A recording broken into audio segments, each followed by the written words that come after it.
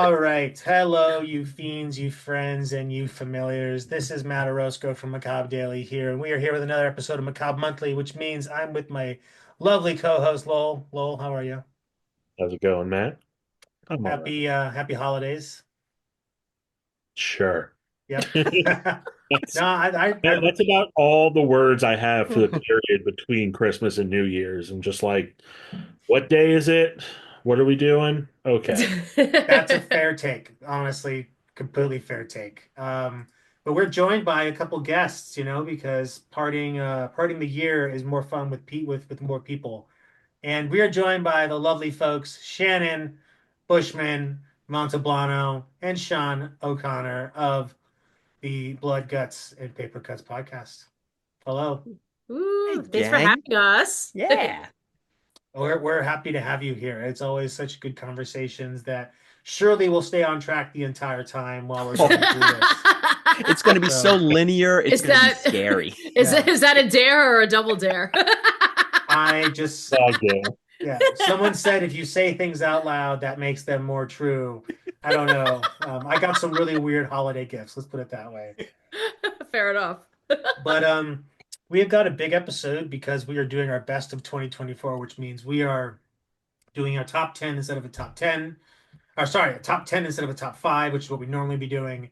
And because it's the end of the year, I'm sure we'll have a lot to talk about because there was a lot of great horror movies that came out this year. So, with that in mind, Sean and Shannon, before we get too far into things, want to give a quick intro to yourselves, your podcast, real quick, and then we'll dive into some of our content for the show. Yeah, absolutely.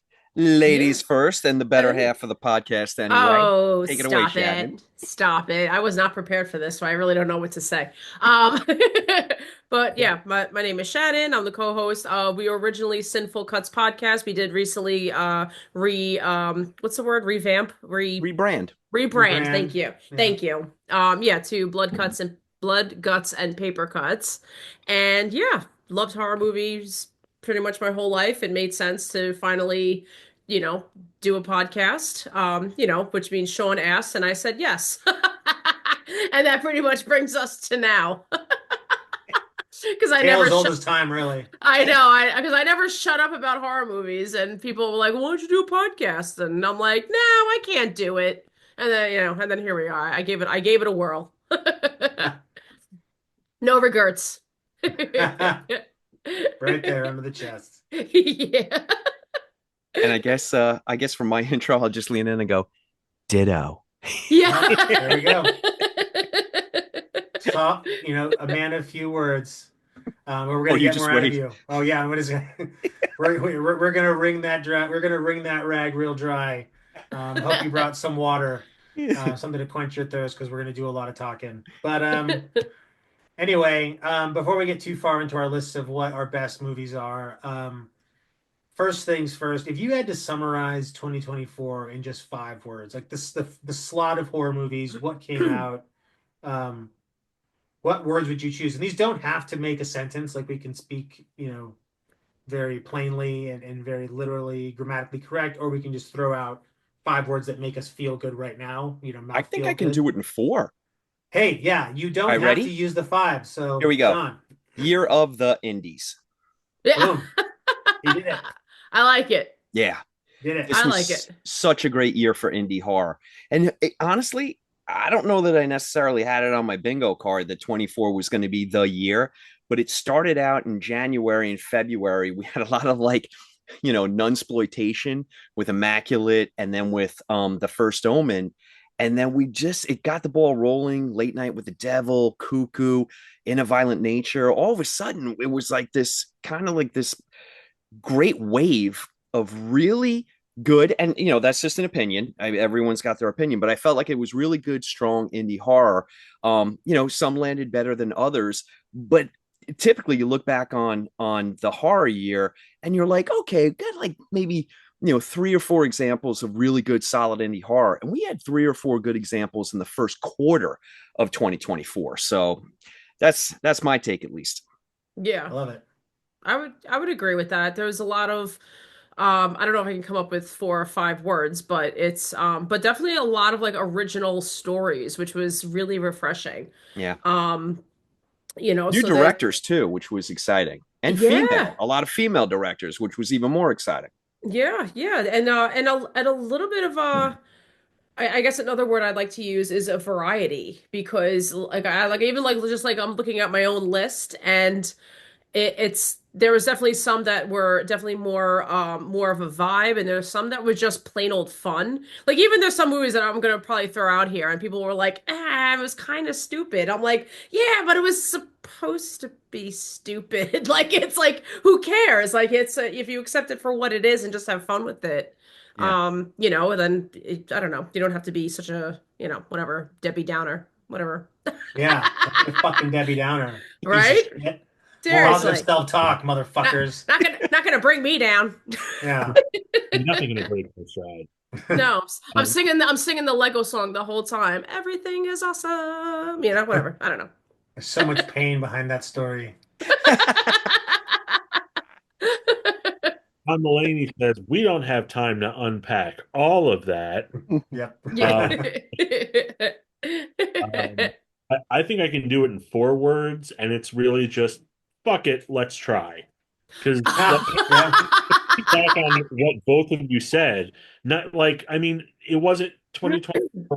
I to me, it was not just indies. There was a lot of mainstream horror, but even Sure. the mainstream horror was swinging really hard for the fences. Yeah. You know, you have Abigail, which is a genre mashup, Smile 2, and some of these maybe we'll get to later. But yeah, just a lot of experimentation, a lot of movies where I imagine at some point during the pre-production, the writing, or even the production process, someone went, "Wait, are we really doing this?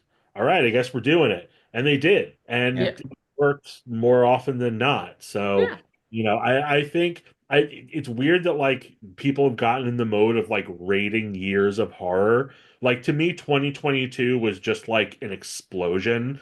And last year was fine, but it wasn't at the same level. This year, 2024 is just under 2022. There's still like an embarrassment of riches, but it's just yeah, it's we're eating good. Any year where you have to like whittle down a top 10 list is a good year. Yeah, it's a good year for sure. Yeah, for sure. Yeah, I think I keep like mixing mine around too. I'm like, well, maybe I like this one a little bit better than this one, but and Sean knows me. What order are they in? They're not. Yeah, I don't really have an order. They're just kind of like I just like they just roll my dice and that's where they sit. But I might move them from time to time. But My yeah. favorite thing about Shannon is we do a top 10 list, and Shannon and I go, Shannon, what's your top 10? And she's like, well, they're all 10, or they're all three, or they're all one. Okay. She's really exploring like the quantum physics of the question. It's like, I've never how do we really understand this? it's a fun fact about me. I've never been good at math, Oh, same. and I don't plan on starting now. I think there is a direct correlation between people that get really, really into genre movies. Not to say that we can't be smart and good at things. Just saying, I haven't met a Mhm. lot of people who like horror movies who are really good at math, but I don't have the data, so don't hold me, don't cancel me. And if you're gonna find something better to cancel me, there's got to be something, just not for this. So anyway, mine would probably be I think I really align too closely with Shannon's saying. Mine would be just make all of the genres. Like I think this is a year we saw pretty much every genre get some coverage. There was no more of this or that, and I think it speaks to something that Lowell was talking about, which is that we are reaching a point where you don't have to rank years of horror. It's just like we're getting such constant nourishment that it's not like, you know, the early 2000s where looking forward to the Saw movies, right? And like hoping you discovered something on VOD was really the best hope you had. And that's not to Mhm. undermine other horror movies that came out at that time, but the early 2000s were a confusing time for the genre. Was coming off the Scream high. So I just think it is nice to see that both the indies and the studios are flexing a little bit. And some of the indies are becoming like bigger studios. Neon, for example, has had a banner financial year. Hell yeah. Yeah, And for sure. Cineverse is a publicly traded company, and they have the most successful indie film of 2024 in Terrifier, which I had to remind myself costs, I think, $4 million or $5 million to make, somewhere between there. and it made 10x that, I think, So more. crazy. So the genre is alive and well. And yeah, it's now nice that we do have to make choices, I guess, and we do get to be choosy. But that doesn't mean with all that said, I think we can all agree that these 10 represent our personal views. These are not by any means comprehensive or definitive. We can't watch every movie. Although I did clock 216 movies this year, and that's slightly under because I don't log some things. Like I watched Home Alone on Christmas, but I didn't log that shit. Like, come on, that's just like, do I log taking a shit in the morning too? Like, come on, it's just something you do. So, um, I think we should encourage people that like, see these movies, but also find others because there's a lot of movies that came out, and you can find letterbox lists of people that are keeping obsessive track of movies that Mm. are coming out and creating lists to make it easy for lazy fucking idiots like all of us to just find them and use them and reference them. So with that in mind, let's get to our top tens, which we got a little order we're going to go through, but before we get into it, did you find this year to be harder than any previous years? Why or why not? Real quick, go Shannon. No, I like I said, I'm still like looking at my list and like I think I kind of want to rearrange it like as we go, and I might do it like live. But I definitely have a hard time because I want to add like at least like two more, but we'll be here all night long. Um, but I had a hard time. Even like some of like the ones that are like maybe they're not so popular, I still found ways to have fun with them, honestly. But yeah, this one was a hard year for me. Like I said, I feel like I'm still kind of manipulating it. Actually, I'm going to change one right now, actually, as we speak. But anyway, but yeah, but that Sean, which is different question for you. yeah, it's a good Because thing. a different question because you're all getting different questions, by the way. I'm drinking white wine tonight. So, um, Woo. yeah, I don't. It's White Sauvignon Blanc wine, too. spritzer, spritzer, Ah, I Mine spritzer. love better not be like a train leaves Baltimore doing 77 miles an hour. I want an easy question. No, no. I was just gonna ask, like, are you someone who tends to watch movies as they release, or are you binging like heaps of movies at the end of the year to catch up on the things that you didn't get to? No, I'm very much a release because I can't contain the excitement. Like I used to prolong the enjoyment. Like, oh, I'll watch that next week. I'll watch that next week. But then what happened all the time was something life gets in the way, and then I'm like, fuck, like it happened this year with Exuma. I just let it get Right. away from me. I told Shannon about 14 times after we recorded, I'm going to go watch Exuma now. And that went on since October and it just got away from me, You and haven't watched it and yet? I haven't watched it yet. And that probably would have been on my top 10 because I've heard nothing but great things about it. And I love Asian horror, so I try to very much be a strike while the timing is perfect.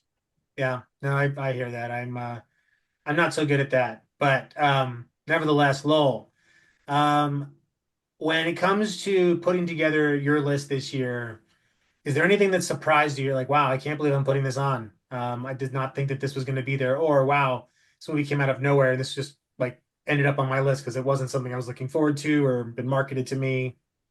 Yeah, I definitely have a few of those. Usually because, and this is a great problem to have, one of them I saw last year at Fantastic Fest, but it wasn't released until this year. Mm. Uh, which, you always hear people on podcasts talking about, well, I don't know if it counts for this year or the next year for when it gets a proper release. But I was surprised that like one of them stuck with me. And when I was like, oh, that's coming out this year, yeah, that's on the list. That's absolutely on the list because I didn't put it on last year's.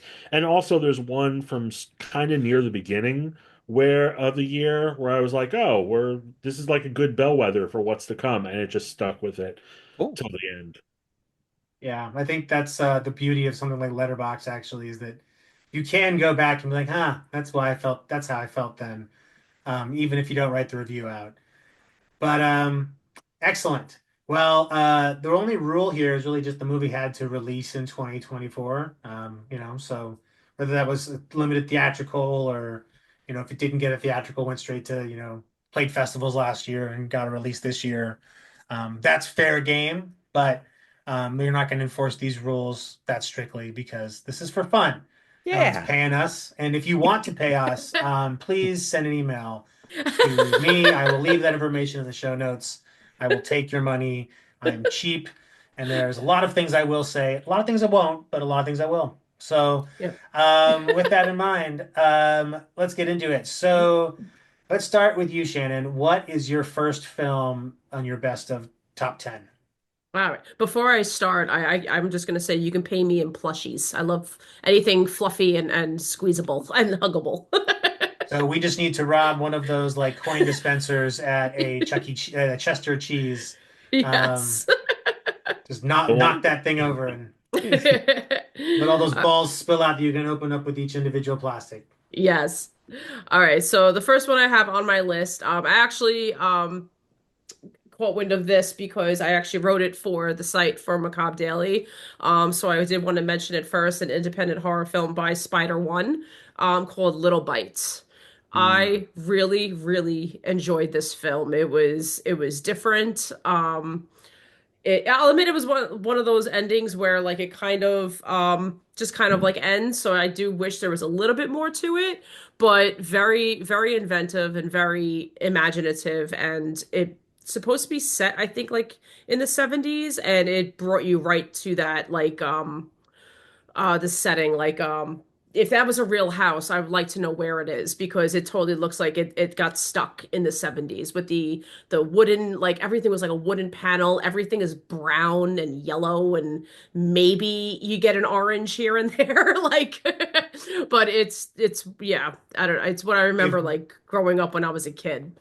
if Uh memory serves, that actually is one of either Spider One's or the Chris Fox's house, like one of their houses they grew up in.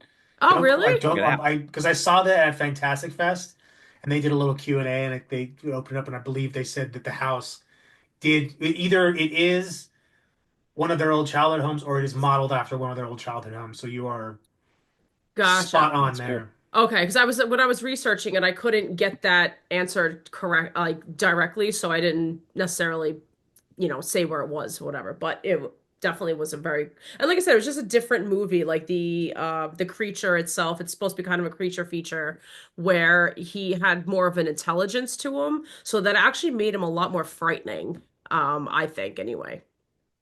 Yeah, it was So definitely I gotta interesting. check that one out. yeah, it was an very interesting film Cool. for sure. Awesome. Well, and one thing I forgot to mention is if by some reason this will likely happen that someone mentions a film earlier than maybe it's on your list, you can choose to speak up then and says, "Hey, got this later on my list. I'll talk about it now," or you can just not say anything and just wait to say it later. No one will know. Um, choose your own destiny. Sean, let's go over to you. What is your All right. first So up for best of?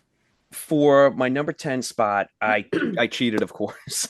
So I Of course. have French creature feature. So that's Infested and that's Under Paris. It's really infested. I'm throwing Under Paris in there just because it's a great creature feature B movie, nature run amok. But it's really all about Infested. I was so excited for this spider movie to come out. I I annoyed couldn't tell. Shannon and our I listeners I couldn't tell. I don't know what you're talking about. for months at a time.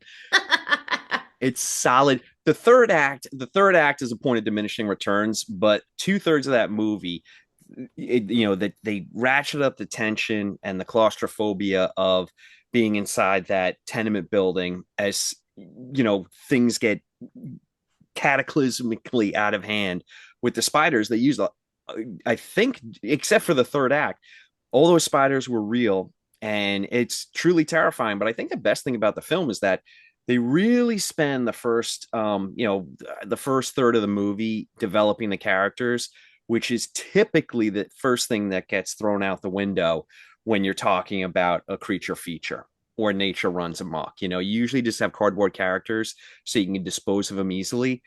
This didn't do that, and I really respected it for it. And it had some great set pieces and some really good scares, both films. So yeah, I'm all about the sharks and the spiders for my number 10 spot. I read a letterbox review for Infested that has stuck with me since that just says Iraq the block. And I'm like, that's exactly what this That's movie what it is. was. It's Yeah. Oh my God. I was like, holy shit. Yeah, honestly, like Letterboxd Snark is like probably my favorite and like my most and least favorite thing about the platform. Sometimes it works, sometimes like, oh my God, this should not be the most popular. Most popular view should not be butt on poop. Like that's literally what it says. But anyway, Lowell, what is your number 10? I didn't rank these You because son of a bitch. I'm me. I'm just Yay, Lowell, be like me. Just I random. Boo. Absolute Boo. anarchy. What do you guys just wake up and just Who decide, oh, today I'm just gonna do this instead who of who needs order? yeah. I choose violence. Love Amazing it. use of free will between the both of you. I'm just saying. I that's how we differentiate ourselves. There you go. Throw us to the wolves, we come back and eat back. Other stuff you see on T-shirts at monster truck rallies. Anyway, no particular order, but I'm going with Abigail, which was maybe the most fun I've had in the theater this year. It was a good time. Um, yeah, it's one of those like it's teed up as sort of like a meme movie. Like, oh, it's a vampire ballerina. Oh, it's like Megan, but she's a vampire ballerina, which is what the trailers basically told me it was going to be. But it was great. It was a mix of genres, like from dusk till dawn, like film noir, a heist movie and a vampire movie.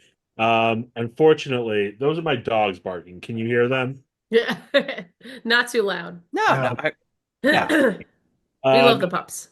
yeah. Oh, of course we do. Yeah, just like the trailers, even though they gave away a little too much about like what it is about, even though I said it just now, it's hilarious in ways that aren't revealed, and also there's a significant Sam Raimi influence Oh yeah.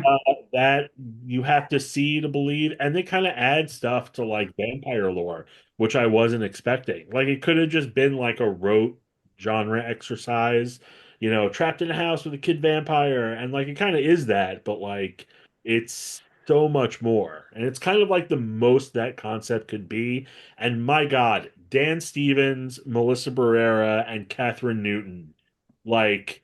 I don't know if you constantly piss off your agents or if you have the best agents in the world, but like you keep making the best movie choices. Yeah. And They're prom royalty right there. That the trio. Hey, can I ask you all a quick question? All right, so I really Absolutely enjoyed not. Abigail. Moving on. You know how you went to the movies for the first couple of months of 2024 and you saw the Abigail trailer over and over and over again. And to Lowell's point, they gave away too much because you knew it was about a ballerina vampire. Had they kept that, had marketing kept that under their hat, this film and people went to see it and then word got out like you can't even imagine the reveal, and they just let it happen organically like word of mouth marketing after the fact. I think the film would have, even though it got good reviews, but I think it would have had a real cultural, like pop culture moment if they just like the Crying Game. Like, don't give away the secret, but you sure are going to be surprised when you get to the end. They would have Yeah. had that organic moment that you know marketing people just can't help themselves. They got to give it all away. It's like the fucking trailer problem that we have where they give Yeah. the entire movie away. And then you get someone like Oz Perkins comes along and he does the exact opposite. He just gives you vibes and style and you don't know a damn thing about the movie, and it's made for 1.5 million or 10 million and it goes on to gross over 100. It's like the blueprint's there. Just don't worry, we'll come. We're horror Well, people, we'll come, you know. So yeah. the radio silence people talked about this though, is that they can't sell that movie without giving people something. Because if you just sell it as like a adult version of like Home Alone, because that's what it looks like without telling anyone that's a vampire. It's like, oh, it's Home Alone, but R-rated. It's like, I don't know, like if people are gonna really flock to that. So the radio silence people actually talked about like how they had to really, no one's gonna buy that movie at the studio level without like them being able to market it as like this is a horror movie so people know what they're getting. Because it just runs too much of a risk that people you're gonna miss horror fans. And but like I love the intention that people will keep things sacred, but just look at the recent Nosferatu movie. Nothing's fucking sacred. It's all about being the first one to post it online. So like the Yeah, second that people find out what the twist, I mean, it happened when everyone found out that like, it happened kind of with Abigail. It was like, oh wow, there's a lot more to this movie. It's like people started to tell people why there was more to it. So the sauce is out there. I think the studio did not have faith in it by placing it where they did. of course. Yeah, The marketing it got was like, yeah, you get blasted in theaters, but like those people are already going to the movies. You need to get people that aren't going to the movies, and they're still fighting with streaming. There's a lot of competing dynamics, I think, at this like issue that like we also see it working in this in a service of another thing though, is like indies, which we're sure we'll talk about. It's like they've been getting limited releases on a much wider scale. Mm. So I don't know. I think we're seeing a shift in market dynamics in general about how films are distributed and what we get access to, which can be both good and a bad thing. I think it's a good thing, but we'll see. Um, All right. Abigail. So my number 10, and we also have, by the way, a couple of our contributors from Macabre could not join us, but they did send me their list to make sure that their voices get heard. So I will mention theirs as well. Jamie, eh, her number 10, when I get to hers is the same as mine. So Christopher's is Heretic. I have not seen that one yet, but I do hear that Hugh Grant gives a very good Hugh Grant performance. So he's perfectly surly in his British age. And Jamie's number 10 is also my number 10, which is Immaculate. And Okay. I did not realize that Nunsploitation was making a comeback. right. And I did not realize that it was going to be good either. Because I think Immaculate unfortunately had the problem of like, I saw this after I saw another movie. And I think that other movie might have colored my experience for this one because they're very similar. But I Hmm. still think that this one deserves, yeah, I think Mhm. this one deserves a lot of credit. And I also think Sydney Sweeney deserves a lot of credit for like Yeah, getting this made and like being very passionate about getting it made. It definitely goes there in some parts that I think is like reminds you that like fuck yeah, horror still got some huevos, you know. Yeah. Um, so yeah, hers was immaculate, mine's immaculate as well as my number 10. Love it. good film. Good film. Was actually I've got my little honorable mention, and that's definitely on there. Yeah, who would have thought we were gonna get Nuns in Heat uh in the Q1 of 2024. But Shannon, let's go to your number 9. Yeah, so this one actually snuck in because I did see it just recently. So it Love a might be little ta stinker sneaker. yeah, it might be like tainted from just because I saw it like last minute, but I'm like I had a lot of fun with it. I was a lot better than I thought it was going to be. And that is Y2K. Oh, So it's one of those films again, it's just fun. So I remember that whole craze and I worked at a bank at that time. In 1999 and I can't tell you how many people were coming in thinking that their whole bank accounts are going to get wiped out to zero and all their money is just going to fucking My mom was one of disappear. them. And yeah, I mean, hundreds of thousands of dollars walking out with one bank check. wow. And then, fast forward like into like 5 to 10 days into the new year coming in. How is everything? The lights are on, your computer's working. We're like, yeah, nothing changed. Like it's literally today, it's Friday. It's Yeah. like whatever. And then they had to fucking reopen they basically would go in and open another account. Not that that's what the movie is about, but just saying, I just remember people fucking going insane over what was possibly going to happen. So it's enough time has passed where like playing with that idea like, oh, if technology, decided to come alive and kill us, and I mean, hello, Terminator. Huh. It's this was just like a Hello, lot more. Tesla. I know as well. Yeah. You know, this was just a much more fun version of it. Was it corny? Yes, but who cares? Like I remember, like they got the aesthetics down though. Like there are so many outfits I saw. I'm like, I absolutely wore all of these outfits at one point or another. The music brought me back, and again, like when the mayhem kicks off, some of those fucking kills were a lot of fun. All right, cool. Got to check Yeah. it out. Again, lackluster ending, but had a good idea, didn't know too much to do with it, but I thought it was fun, accept it for what it is. Mostly intrigued because it is written and directed by Kyle Mooney, who is like, as far as YouTube pantheon, Mount Rushmore of funny people, he is definitely in the conversation. If you've not seen his old YouTube videos, he's also like a writer on SNL. Funny guy. He's the only person who can out weird Tim Heidecker. Just watched their most recent episode of Office Hours. But yeah, I'm curious about that one. So this gives me Thought more insight. it didn't make my list. I liked parts of it, but it ultimately wasn't for me, even though I was in high school from 99 to 2000. I will say it has two of the funniest deaths of the year. One is something that I always thought would happen in high school. Not to me, but to one of my friends, Shannon, and people who've seen it, you might know what it is, but it just had me burst out laughing. And oh my God, I cannot believe in the year of our Lord 2024, I'm saying that Fred Durst is legitimately the best part of a movie. He is See, I hilarious. disagree with that statement. That just like I'm like, wow, Fred Durst has jokes.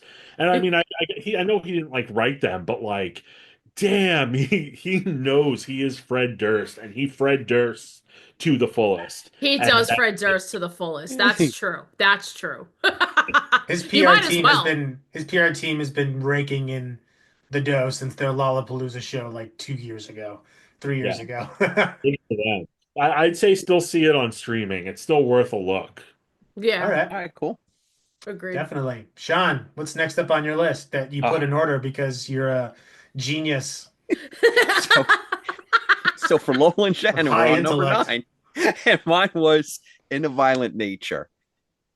This, Maybe the best kill of 2024. I mean, it's all over everyone's best kill list for sure. But I finally got around to it, and I really enjoyed it because I wanted to get paid. This was one that I waited for on purpose because there was so much talk about it when it came out, and I just said, you know what, let me not let this influence me.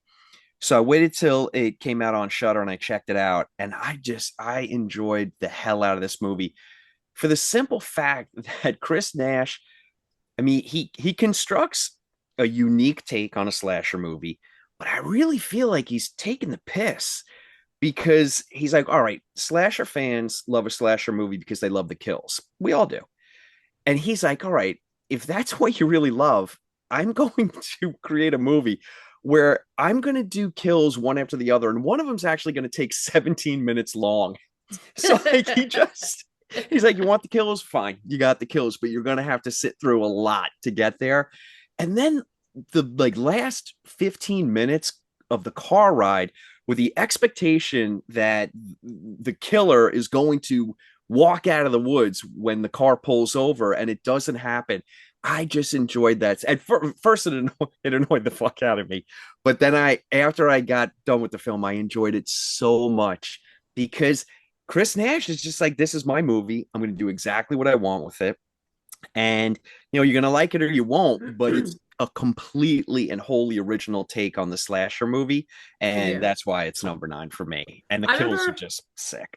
So I remember we talked about that, like the end where because I know it pissed a lot of people off, It did. but Me, to I me, love and granted, this part, what I'll admit, this it was a lot longer version of what I saw it as, and I saw it as, Carpenter's original Halloween at the end when all of a sudden he gets shot and then he runs down and Michael Myers isn't there anymore, and then he starts showing all the places that he was, and you just hear that breathing. Yeah. And what that was, and Carpenter confirms that that's just to simulate that now he's nowhere, but he's everywhere now. Like he's out there, and to me that was it seemed, even though like if Nash didn't necessarily mean to do that, that's fine, but that's what I resorted it to. Like that's what brought me back to it. Like now he's out there, but he's everywhere and he's nowhere at the same time. So I Don't thought, steal a locket. It's also, don't steal lockets. yeah. Yeah, I It's mean, bad. that should be like yeah, the characters in that were so I did this did not make my list, but not because it's just there's a lot of good movies this year, but also I do think it kind of buried under the weight of its own expectation. Mm, Um, Might have. that's but fair. and I the ending didn't work for me.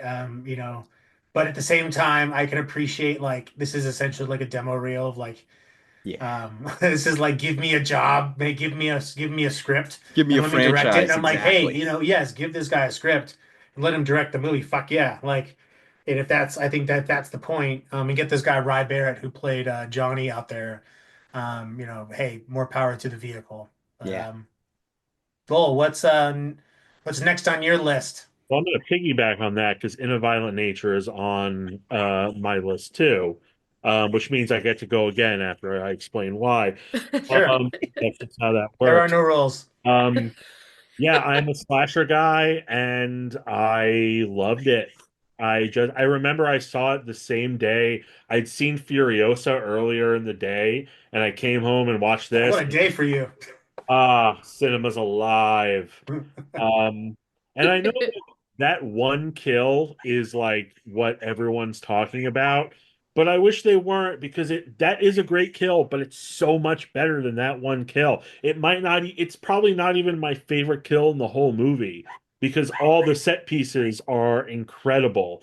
It's like, and the best decision not to have a score at Oh all. yeah. Just like it keeps going, and like can't believe I can't believe like it wasn't just like I thought I was gonna see it and go, well, maybe it would have been good as a short film, but it sort of wore out its welcome. And I dug the shit out of it, and I don't know what a sequel's gonna be like, but I'm curious. Yeah, we'll see. Yeah. I think Like I think Friday him the 13th walking Part through 7. yeah, I think probably. I think him walking through the woods I was very soothing. So I agree with you on the lack of score. It didn't need it at all. It's like slash ASMR. It's like just Yeah. the killer walking through the woods to like some lo-fi beat, Yeah. of just Or a slasher, maybe like Bob Ross. Like instead of hearing his brush strokes, you're just hearing like the yeah, somewhere on the soothing. dark web version of YouTube, there's a video like that, like ASMR for slashers. It's just in a violent nature with, some Japanese lo-fi jazz. But He's like, we're gonna put a little tiny little pile of intestines right here. Yeah, yeah, that's nice. Yeah, it's yeah, nice. Happy Nice. steaming little organs. yeah. Yeah. Um, so then the one that I have after that, people have said this isn't really a horror movie, but like if you're gonna put David Lynch on year-end horror list, why are you not putting I Saw the I've T never put David Lynch on the year, V? but just putting that Well, out there. some people do that, but some people have said I Saw the TV Glow isn't a horror movie. I understand that, but I would say it Uh, definitely is, I disagree. especially Yeah. by the end. Yeah, well, we don't believe in rules, Shannon. There are no numbers. Good Um, point. but yeah, just like really, really strong, really visual. Still thinking about it months later. And that last scene just like froze me in my seat in the theater. So I'm like, okay, you got me. Also, more Fred Durst. Yeah, lots of Fred The hell, Durst. you're the Durst? Oh my God. Told you There- his PR team is just fucking working overtime to get him back in the zeitgeist, and they're doing a great job. I was Yes. talking to this isn't really bad. I saw the TV bill, but I was talking to a barista at one of my local coffee places who loves Papa Roach and corn, and I'm like, Hell that's yeah, interesting, like on the because corn part. I was in yeah, like I was in high school for the new metal craze, like around this time, and I can't believe Papa Roach of all bands is like one of the bands. Not that it's a good or bad thing. I mean, I'm not a fan, but I'm like. And he's like, yeah, he's like, I never really listened to Limp Bizkit. And he said it kind of dismissively. And I'm like, you have to understand, I'm not defending Limp Bizkit right now, but it was a truth universally acknowledged. We all had significant other. We all had that CD. Even if we never really listened to them because of TRL, Limp Bizkit touched all of our lives. They did. So, It's true. Just to I have to say this because my ADHD won't let me not say it.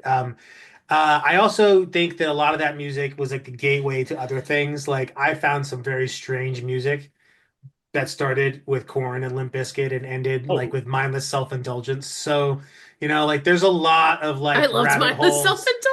Yeah, yeah. I think the lead singer's name is Urine or Piss or something like that. So Yeah, like, yeah. John um, Urine. Yep, yeah. So fuck yeah. yep, yep. The '90s were so weird, and no one will ever really grasp it. Just like no one really grasped how weird the '80s was unless you were doing coke in a high rise in Wall Street. Like it's just that's the only people who can be like, yeah, fuck yeah, this is real. This was the '80s.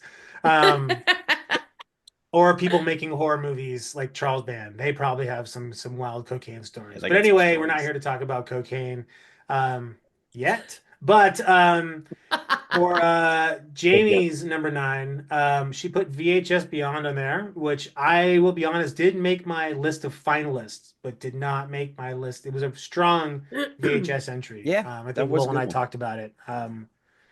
Some And awesome. Yeah, really and really fun. Like I wish they would do more, really go for it a little bit more actually in some of them. But anyway, Christopher is volunteering Guys at Parties Like It, which is from Terror Films. I have not seen this, but it's on Tubi. You can watch it for free. Um, they're friends of the site, so yeah, give it a look see. All right. I'm gonna try and check it out for the year end because I feel it's my duty to watch it. Um, so my number nine, Love it. Nueve, is, and by the way, if anyone wants to like letterbox police me, my top 10 does not necessarily represent movies that I ranked higher or lower than others. Most of them fall within a certain range of descending order, but not all of them.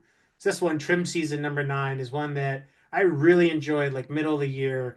Kind of is a little bit of like marijuana farming meets witchcraft, and got a really really strong cast, really really great performances. It definitely goes for the horror bits at the end in particular, and it builds a good sense of dread. Doesn't overstay its welcome. Genuine like kind of character development. I just really enjoyed it. I think it gets to more. I think it deserves a little bit more love. Hope it gets a little bit more attention out there. So yeah, check that one out I if you heard good can. stuff about that. I got to check that out. It's Yeah, good. same. The Very ending is a nice. little, it doesn't, I would say the ending is probably kind of the it's really, it's good, but it also kind of hold, it's not as good as it could be, but it has a lot of goodwill up to that point, and I think it earns I think a lot of the movies this year I can observe as safely and saying, like, I think we're seeing a lot of people that know how to build dread and tension very well. Definitely. So does that very, very well. Cool. Shannon, we've come full circle to the Yeah. next on your list because there's no order. It's just a list of things. No, It no, could and I'm change gonna at any time. We don't even know if no, this is a you don't know. Shannon, this is a spur of the moment, or this was planned. The rest of Shannon's movies aren't even horror. She's like Right. Paddington in Peru. It was the feel Which good hasn't movie even of the come out year. yet. I know. I just saw like the big poster for it I actually. keep pushing it back because they know that we need it right around the inauguration because it's the Yeah. perfect Yeah. thing to combat bad news as Paddington. He doesn't I was miss. doing a hot paint. That's how I'm getting through that day. Yeah. My goodness. All Bringing it right. back. Elmer's glue. Lol, can I come over? BYO paint. I'll stop at Aboff's. Oh my Make sure it God. has lead in it. Make sure so Otherwise, what are we doing? yeah. Exactly. Yeah, come on. If doing drugs was supposed to be safe, no one would do them. Come on. Yeah, for real. Let's go. All right, so I'll just to throw it out there, I did have Abigail and In a Violent Nature on my list, so obviously I'll skip those. Do you have Um, anything to say about them? Like any Um, well, Abigail, I definitely saw it as a fun movie. I definitely, I agree. And in one sense, I agree with Sean about like it probably would have been cool if maybe they simulated that, it was a vampire film, but somehow kept it that it was her. Somehow, like I mean, I don't know. They could have showed the back of her father's head. Like we never, because we didn't get that till the very end of the film. Not that that really did anything, but yeah, I don't know. But I liked it. It definitely had more sustenance to it than I originally thought. But again, I went in just thinking it was fun, and you know, I thought it was a good film. And In a Violent Nature, um, not too far off what we already spoke about. Like I said, I did think it was wildly different. I don't know, Lowell, I do agree with you. Because I don't know if a sequel can work. I think it, I think it should stay like a gem by itself. But we like to ruin, I guess That's already not happening. I know we like to ruin everything. Like if I'm going to throw out there, maybe I'll throw out one that really did not make my list was Smile 2 because I we saw that ending coming a mile away and it's literally what we got and it's like it's Does not someone smile? it's not original at all. Like Sorry to interrupt, but as soon as I found out that the main character was going to be a pop star, I was like, we oh, I all know. lol, we all said it. And I'm like, well maybe they'll surprise us. No. Uh, Still liked it, but it didn't make my list. Like, yeah, No. yeah. Yeah, so it's But like I did like it though. And and I was one of those people that, to your point, I was like, yeah, that's what's going to happen at the end. But I had to see it. I I was, so well yeah. same. Yeah, no, I agree. I agree. So, but yeah, so the next one that was actually officially on my list, I'm gonna go with Salem's Lot. I might get a little bit of hate for that one. No, I got you, Shannon. I got you. But we got to because I get know Paul on here. because well, I know there's some people that are like just, nothing's gonna beat the original. Like it's almost like any other movie. It's like Halloween to me. I mean, we keep trying to remake that film. Nothing's gonna beat the original. Have some been good since then? Yeah, sure, but you're never gonna beat the original. So I don't know. I think I just really enjoyed the characters in this one. Um, especially of course I'm forgetting his name right now, but Gary Mark Doberman Mark shot the Petrie. fuck out of that movie too. Yes. Yeah. Yeah. And Mark it was Mark Petrie, right? The little kid. Yeah. Yes. I just loved his character. I loved his, like I'm gonna stand up for myself, period, the end. And, he watches or knows that his best friend dies, and he's like, I'm gonna fucking go kill those vampires. And I'm like, yeah, right on. Let's fucking go kill these vampires. I'll go to And bat for this movie because there's a 3 hour cut that Gary Doberman turned in, and the studio was like, You're out of your mind." But there's a 3 hour cut out there that has all the parts that people are bitching and moaning that aren't in it. So hopefully, eventually, we'll get to see that maybe. But Someone tell the Snyder fans that it's a Snyder film. Well, this will thank get you. released Yeah, immediately. exactly. Then So you have to talk to them, but that's it. if Yeah, you if do have to this engage on 8chan. So if this film were called anything else but Salem's Lot, it would have it just would have been better. Like it's the kind of movie that you're cruising around cable one day and you just happen to land on it on, I don't know, TNT or USA, and you're it's like, what the hell Beastmaster. is it?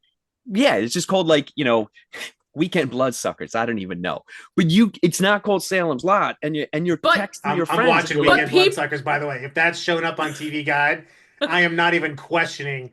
That is absolutely getting pressed. And I'm going to do a double take behind me first to make sure nobody's looking because there are probably tits in that movie.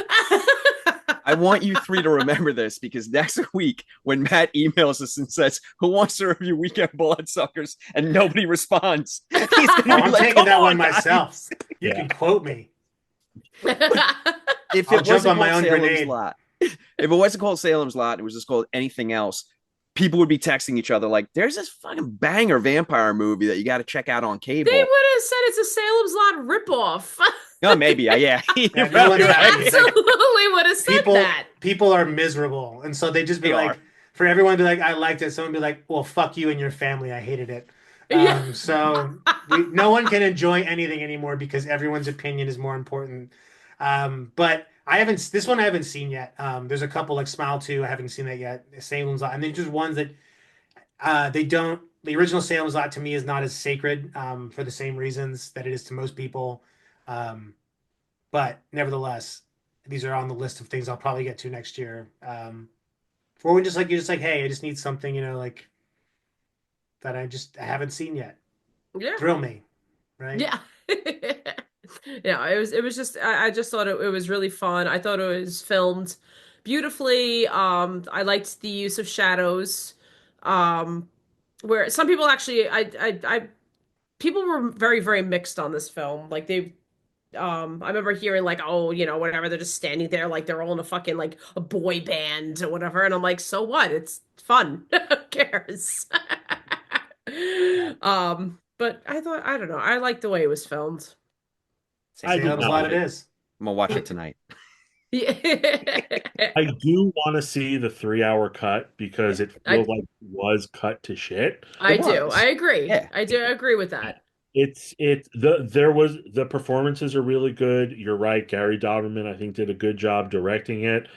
All the vampire stuff is awesome, and that finale at the drive-in was incredible. Great set piece, yeah. Yeah, but it didn't come together for me. It just kind of felt like a loaf of bread that was either in the oven not long enough or too long. And that studio A interference. little more Yeah. proving. Actually, Yeah, I had quite a bit of. Maybe it was overproved because it was in the fucking basket, the shelf for so long. 2 years, yeah. yeah. You Yeah. just kept Can't picking. prove your loaf that long. Yeah. I watch Great British Baking That Show. I sounds know these sexual. things. Yeah. No, Yeah, it's just anything great. is in the age of the internet.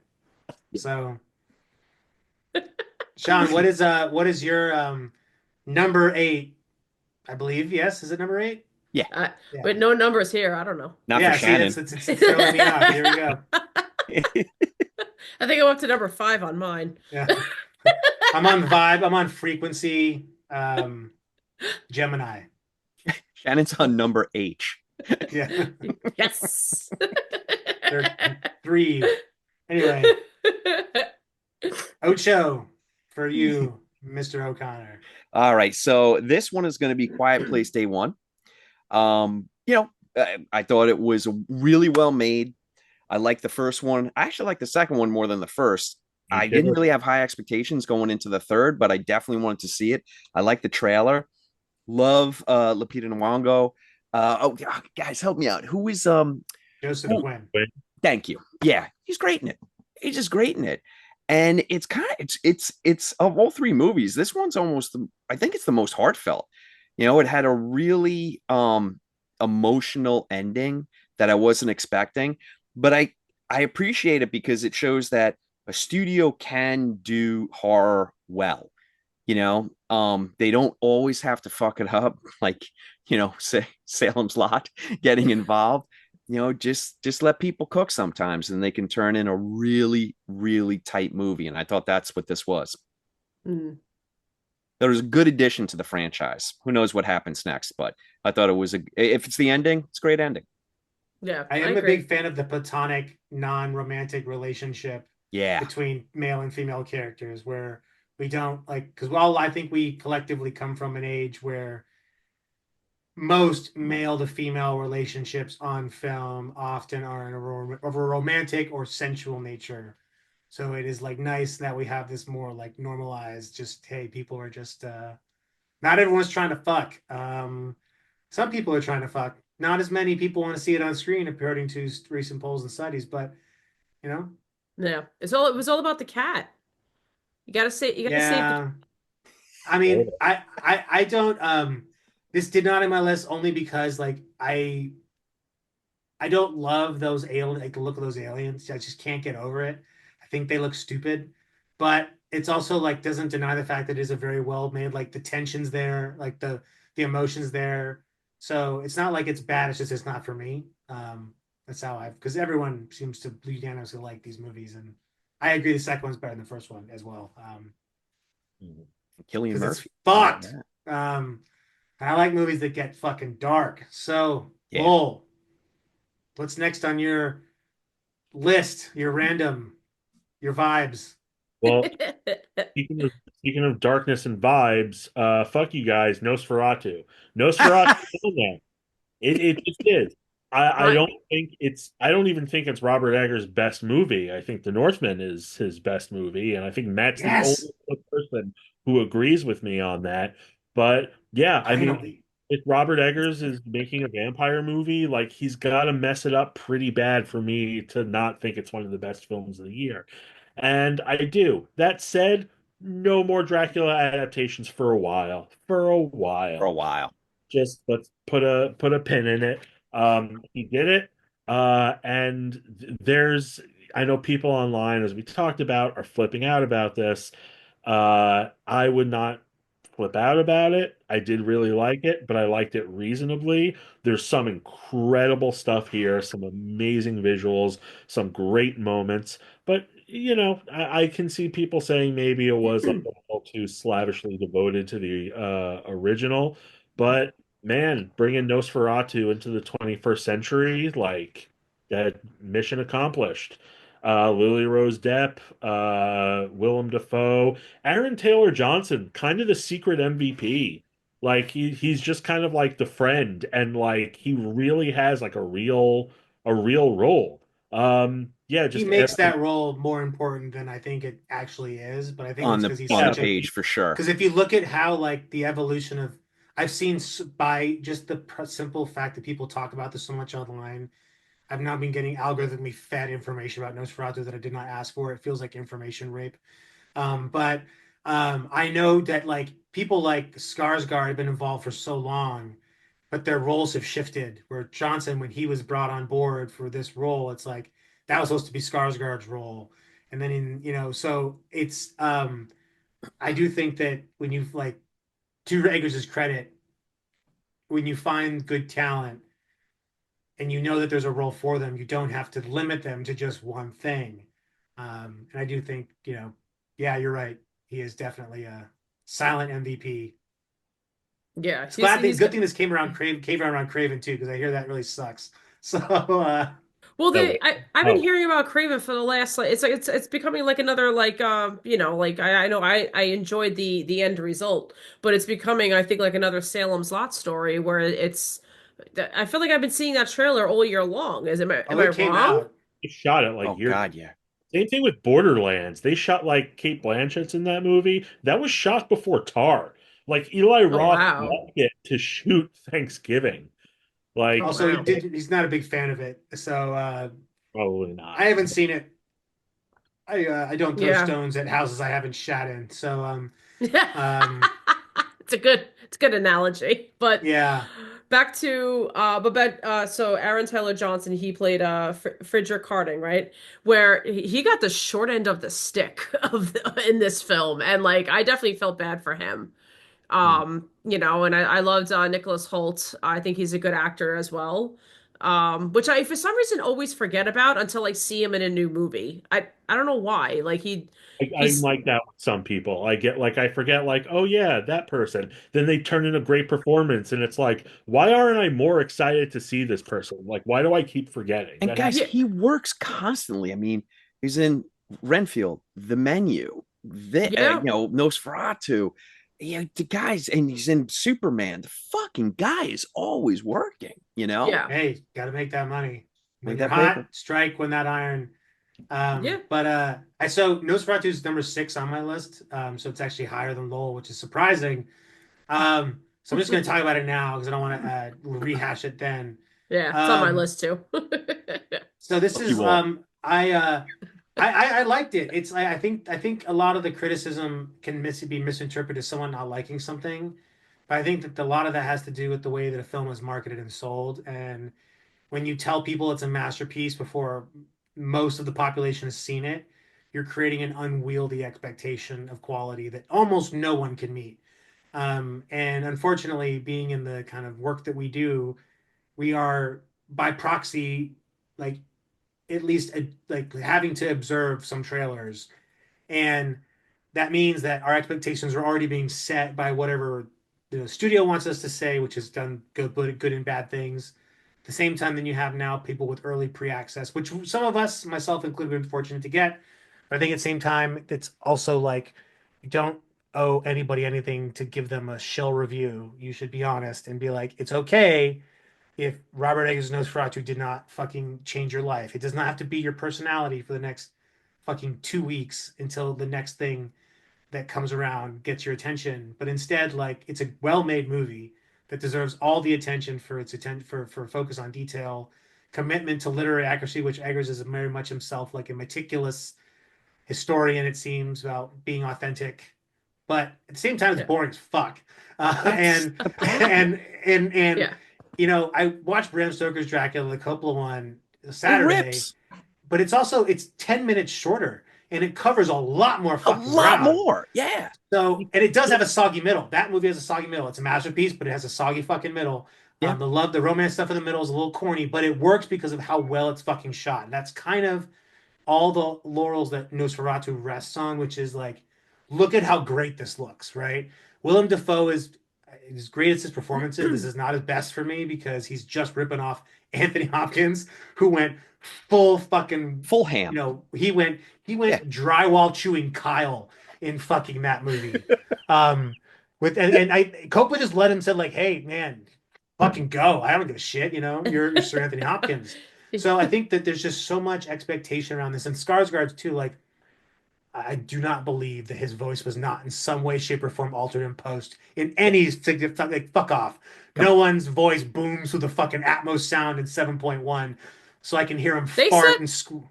they said it was authentic.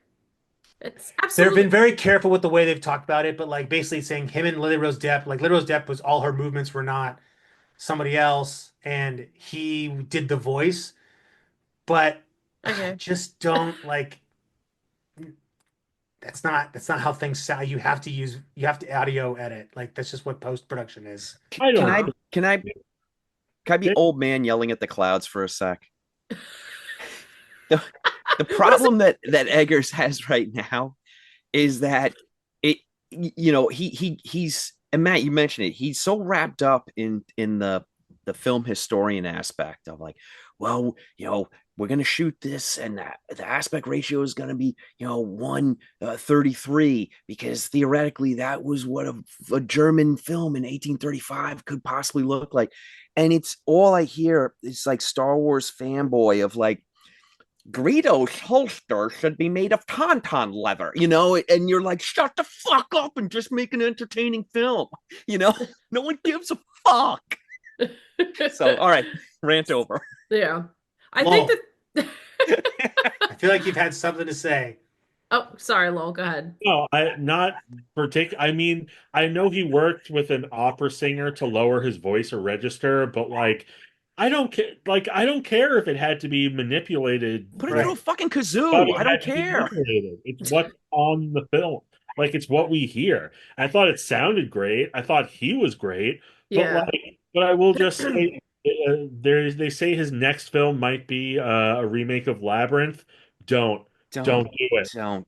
And I'm not even thinking of Labyrinth as a sacred cow. I'm just like, no, don't go make your Oh, own, no. right? Make your own Who's thing. gonna replace David Bowie? Yeah. I mean, that's I, the I you don't want to, can't. I don't No. want to see that Make guy. make your No, own version. guys, Yeah.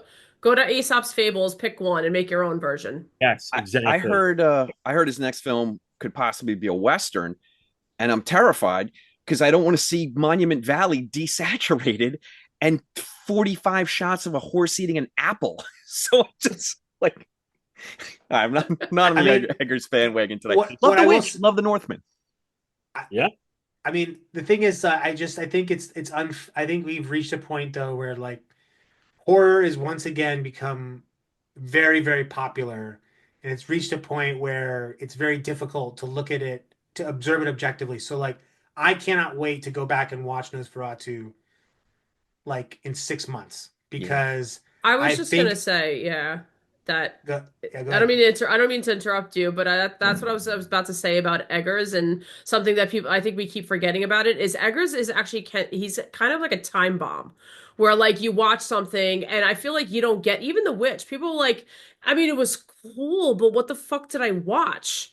The third time I saw it, I feel like I completely understand it, like front to back. That's And I have fair. a feeling I'll catch things the second and third time I rewatch Nosferatu. And I think I'll appreciate it more and more. One positive thing I will say though, it is the most gorgeously shot Edward Gorey picture book you've Yeah. ever seen.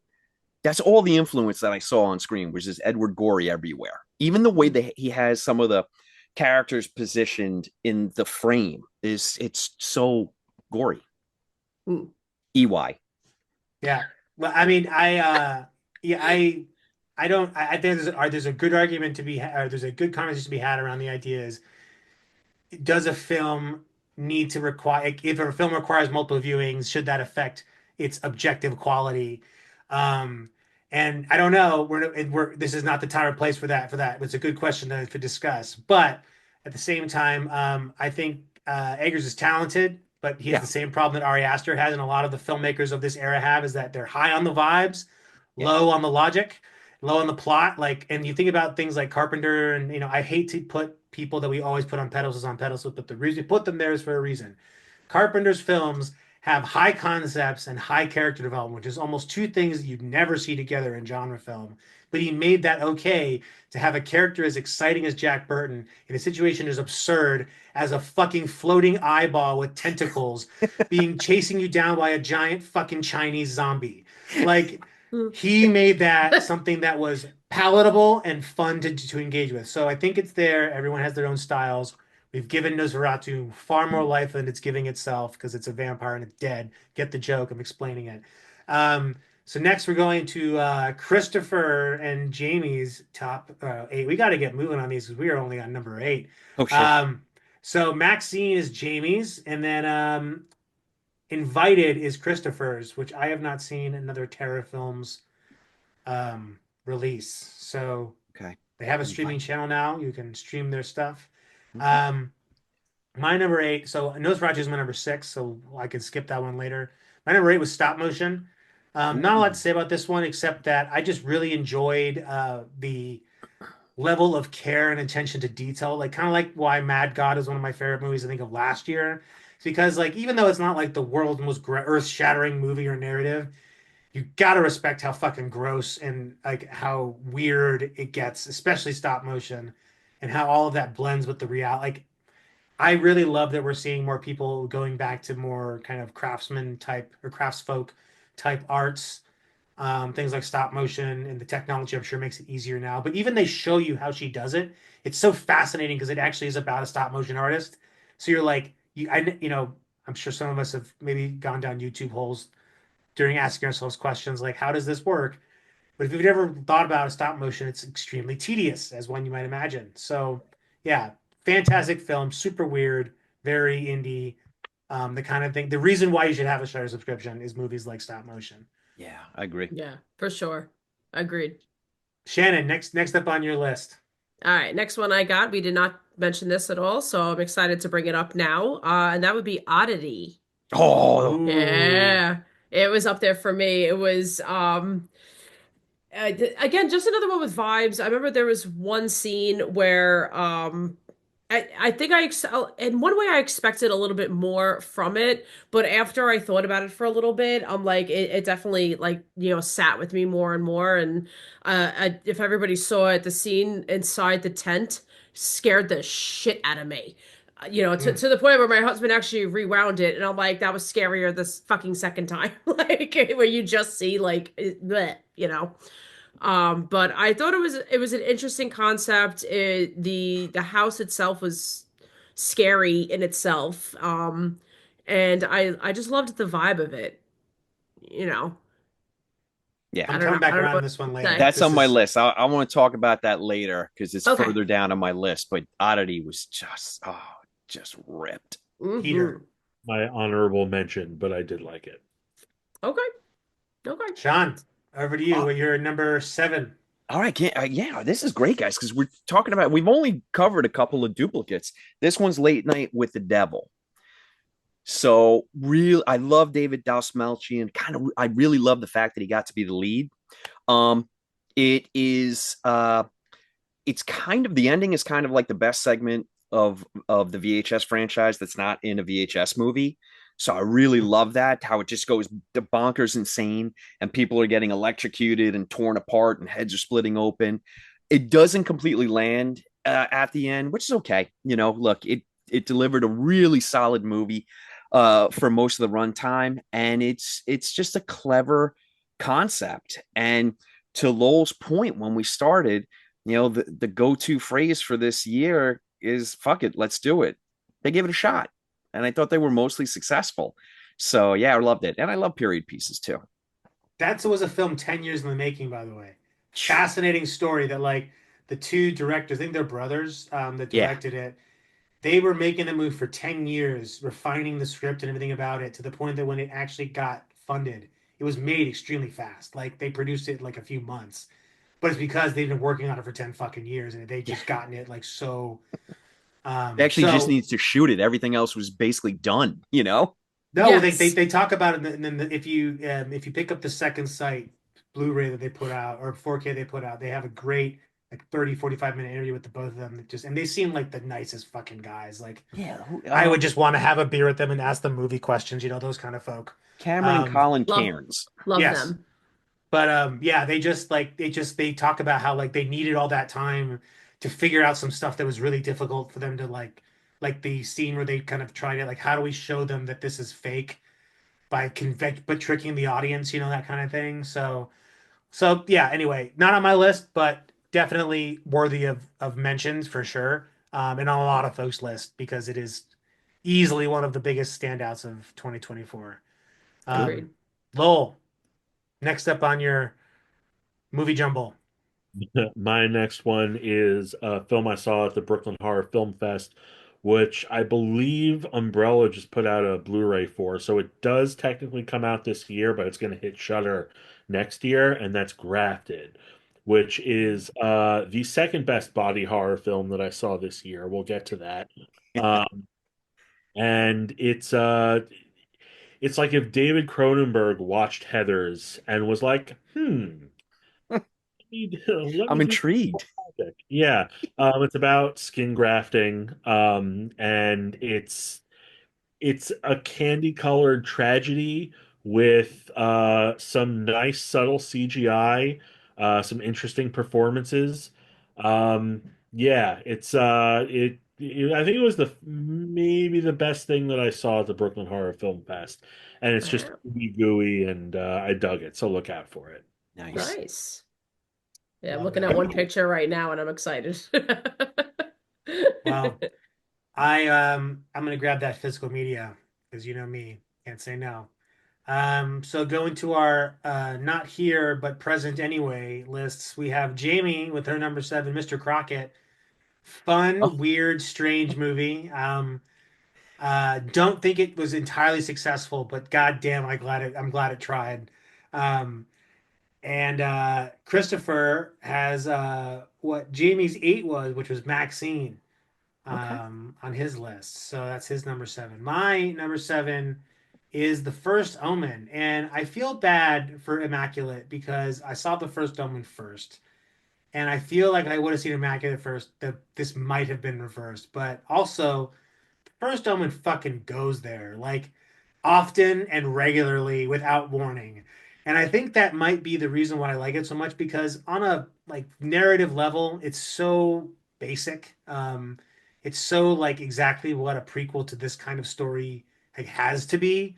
Hmm. But at the same time, it does the same things that the first and the second Omen movies do, which is it just shocks you with violence yeah. at these really like odd moments where you're like, oh, okay, this innocuous car accident. What the fuck?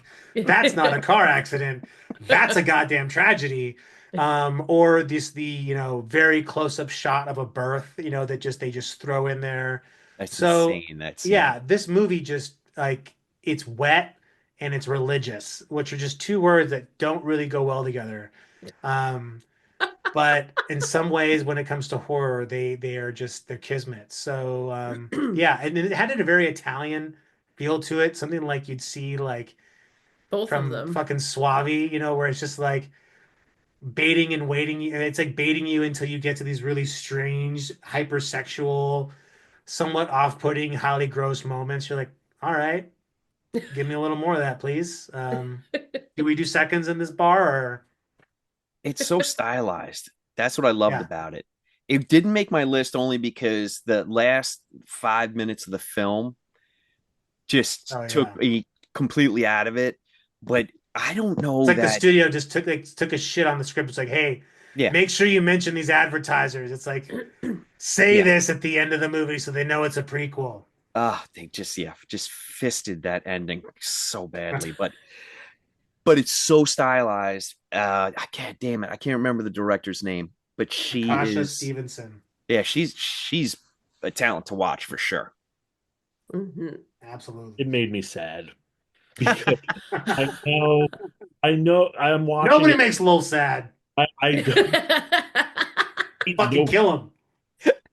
I we could do an entire episode on why I don't like prequels in general, in any genre. Like William Goldman said, sequels are horror movies. I disagree. I think prequels are horror movies. You really have to do something to make me forget that we're I'm gonna gonna get watch that tattooed. in the yeah.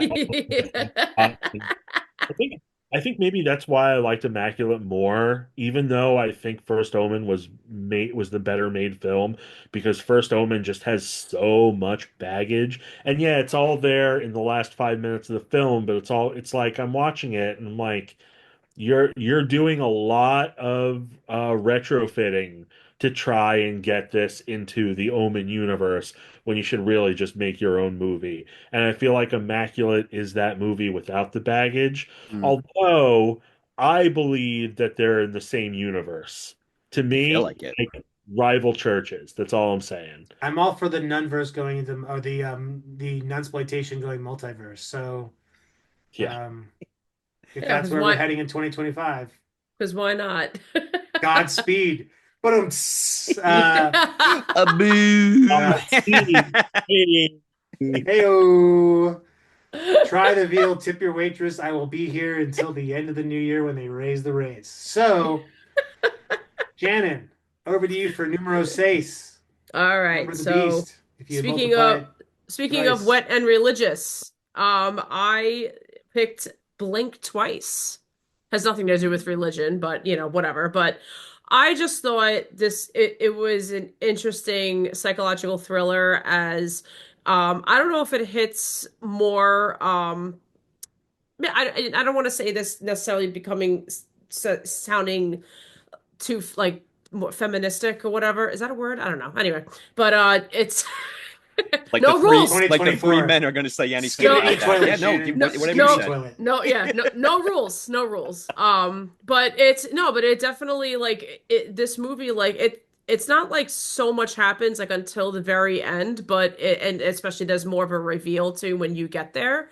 And but as it definitely freaked me the fuck out for sure. Like it's because this might be on a broader scale, but I genuinely think things like this happen, whether it's this broad of a scale or a smaller scale.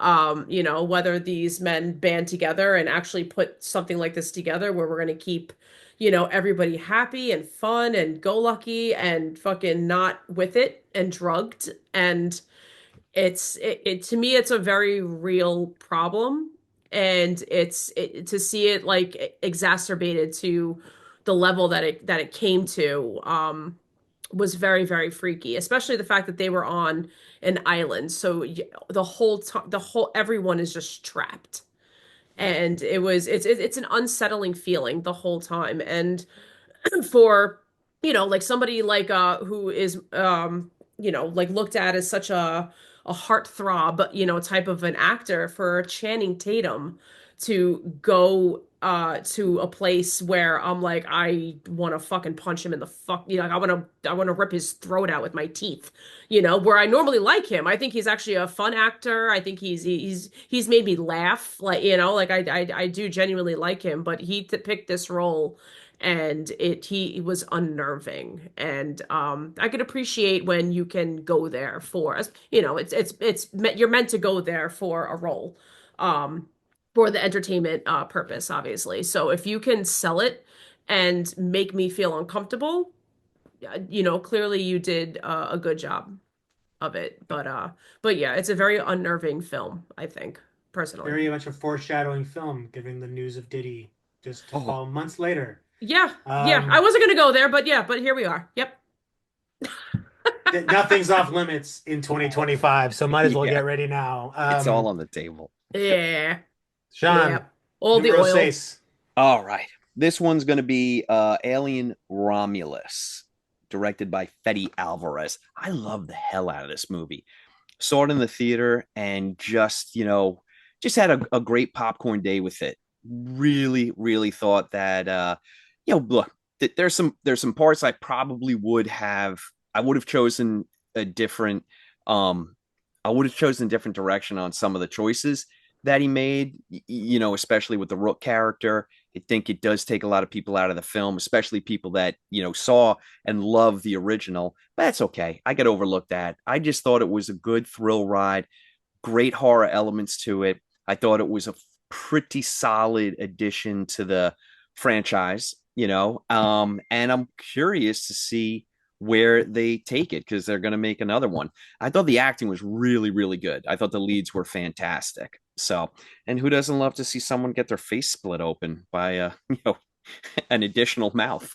That's why I wake up in the morning. So, um, this um this definitely felt like if you like give me all the Alien movies in not in like an hour and 40 minutes. Um, but the practical effects, perfection. I Yeah. want one of those fucking face huggers that swims, and apparently they don't jump out of the water. That's a fishing hook. There's a fishing line, but whatever. Don't shit my cereal.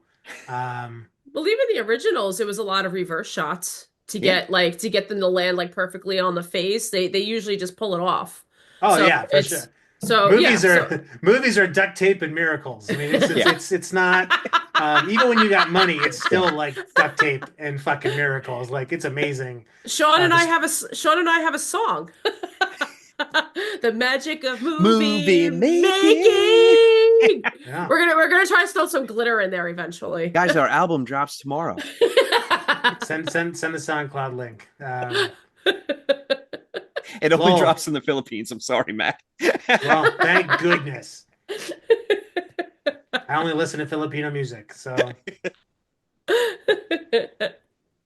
what's your number six, Lowell? Um, Not Alien Romulus, I'll tell you that much. Oh, fuck. Shots Hey-o. fired. Shots fired, no spot, too. Really? I don't. Yes, I'm sorry, real quick. The practical effects were great.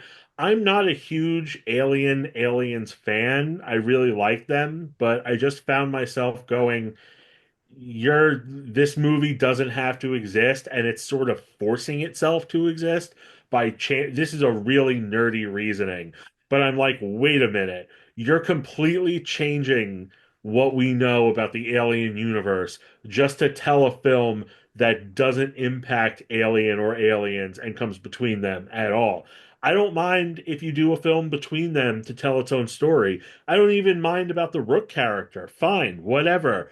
But like to me, it's like, wait a minute. So like outer space, like the fundamental things that we know about xenomorphs from those two movies is now just out the window because like I don't want to ruin it, but like are you telling me that there is an alien queen floating around in space just in suspended animation waiting for Fede Alvarez to come and make Alien Romulus 2? Are It's you in my closet, It's and they're most actually likely buying the going to be the license from sequel me. to the sequel. I know. I'm just like, that's not. No, there was nothing in any of the movies. You just invented that, and it's not. See, this is what I mean. It's nerdy, but yeah, practical effects were great. But there were a lot of things in it. The guy who played Andy was incredible. Oh Yeah, my he's great. God, one of the breakout stars of the year. But like a lot of things that were like, my reaction was like, "Oh, cool. Hey, wait a minute. No, that doesn't make any sense." Well, I the ass, liked it less when I rewatched it. I think yeah, it's a diminishing return, but seeing an Alien movie on the big screen, I think, comes with its own like sense of experience as an Alien fan. So it's like I like seeing it, but at the same time, I'm like, don't think about it. It's like a Fast and Furious movie. yeah. If Mm. the less I Sorry, think Tony. about it, the more I I just so it's very well put together, but its head is so far up its own ass. Now I'm But only Fast bringing X one is one of paint can my over. favorite movies. But Fast X is one of my favorite movies of last year. So don't take my word for anything. Um, it's a I fucking think the genre movie masterpiece, Jason and no one knows Momoa it. was in instead of Fast X while he was making Fast X. Whatever movie he was making in his mind No, was everyone like, knows the Fast and Furious franchise is this. There's a tax haven for stars to go fucking party all the time. Yeah. It's like the Ocean's 12 movies until they figured out what George Clooney was doing. Or Ocean's 11. Anyway, um, wouldn't you get your boys together to go to Vegas and then go to the Amalfi Coast? I mean, come on, boys and girls. It's a multi-gender cast. Anyway, number Okay, I'm six. gonna win. I'm gonna win Sean back. My next one is Mads, which Oh, right, right, like man, and talk about like the big swings this year. Like, I don't believe they filmed it all in one take. I don't think that's possible, especially for an indie. I don't care. It works. it It's works. Yeah. damn well close. Yeah. Yeah, it sustains itself the entire time. I mean, god damn. And wherever they put those cuts, they hid them well because I can't find them. Yeah, it's a total experience. You can't find the seams. After everything that's been done with zombie movies, I'm always excited when there's a new take. All And right, Lowell, you won me back. That's my number three. So you won me back. We're back in love. okay, good. Okay, good. Yeah, no, I love the hell out of it. I was watching it with my wife, and I was just like, "Oh my God, this is crazy! I can't believe they're doing this." So, Guys, I think it's like, is it 72 minutes or 82 minutes? It's so quick. Hour and 29 minutes. I mean, it's yeah, unbelievable. and But it's there's still. a lot of story in I there. haven't seen it, but I already love it because of that. Wow. Oh, dude, you have to see it. Yeah, I you We're gotta know. check it Yeah. out, Matt. So good. It's on Shutter. I know. Mm. It's on my it's one of those that like I've heard so many good things about it that I'm really waiting for just like that moment, like we talked about at the beginning of this, where I can view it as objectively as possible. Yeah. But also I just haven't prioritized it. And I'm lying to myself by with that first excuse. So here we are, being self-aware. Um Matt. Next up, Shannon numero six. So six, my number six was Nosferatu, so we already Oh, okay. talked about that one. No need to rehash those grapes. Over Yeah, to you, Shannon. I know. I was just gonna say, like, because I have some repeats on here as well, which I think we spent some time talking about. So I think I'm already down to my top three, I think, if I'm doing my math right. But maybe I'm not, but that's okay. So I'm just gonna say the next one that I have on my list. Thanks for talking us through that whole thing. Well, because technically it was Nosferatu next. I feel like we like If only doing there was a way to solve this problem of knowing what order things come in. Yeah. all right. Eh, That's ready. sorry, not sorry. Yeah, doing a jackass. But so I don't know if you want to go back into Nosferatu, but that was going to be my next one. Go for it. No, you this the coffin is yours. Okay, I mean, there's not much more I'm gonna say, other than what we already talked about. I think before we started recording, I did mention that I did like, because I think that the one thing that Eggers did different was he did see it more from he tried explaining it more from the female perspective.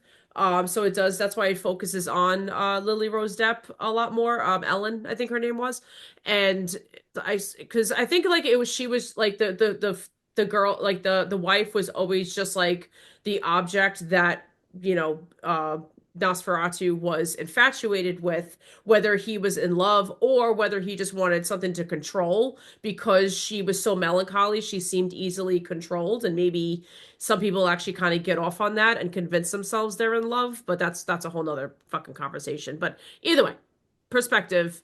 Um, I did, because there's a scene that I really liked when she was talking to her husband about her experience, and this is what I've been dealing with, and I've been so sad all these years, and I called out to somebody, anybody, even a demon, to whoever. I just wanted company, and now he haunts me, and blah blah blah, this and that, and like the very first thing, or the only thing he says to her is, "Don't say that out loud." It's just like, okay, fuck you and your feelings, like it's just like, I mean, and then obviously she becomes the hero that saves the fucking town. So it's just kind of, I don't know, again, throwing it out there that I liked the female's perspective of that, because, I don't know, fuck men in the 1800s. Hey, fuck men today. Yeah, I was gonna say like Oh we wait, as a gender yeah, have not made yeah. huge advancements. I might I'm prove that sorry to point. say. I might prove that point with my next movie, but I'll save that for my next turn, I Yeah, and guess. you're coming in hot off of Blink twice. It's a real Yeah. fuck you men kind of list that we got going on here. That's Uh, good. yeah. Well, women had a statement this year for sure. Yeah, some good strong Well, stuff. for you, Sean, that's your numero cinco. You're midway. All right, we're gonna go Strange Darling, by JT Molnar. I really like this film because it Wasn't that the reminded movie me. that was shot in 35 millimeter? Yeah, and yeah, Sorry, I asshole. can't get over that. That's the fucking dumbest, stupidest, Yeah. lamest thing I've ever seen in my entire life. But it doesn't color my view of the movie entirely. So It's I will give props to I was going to call him Giancarlo Esposito, Giovanni Giovanni Ribisi. Ribisi. Is that a frame of shot? I I mean, like he this. by now he should, right? He Though, should. like, I like this film because it reminded me of the new French Extremity.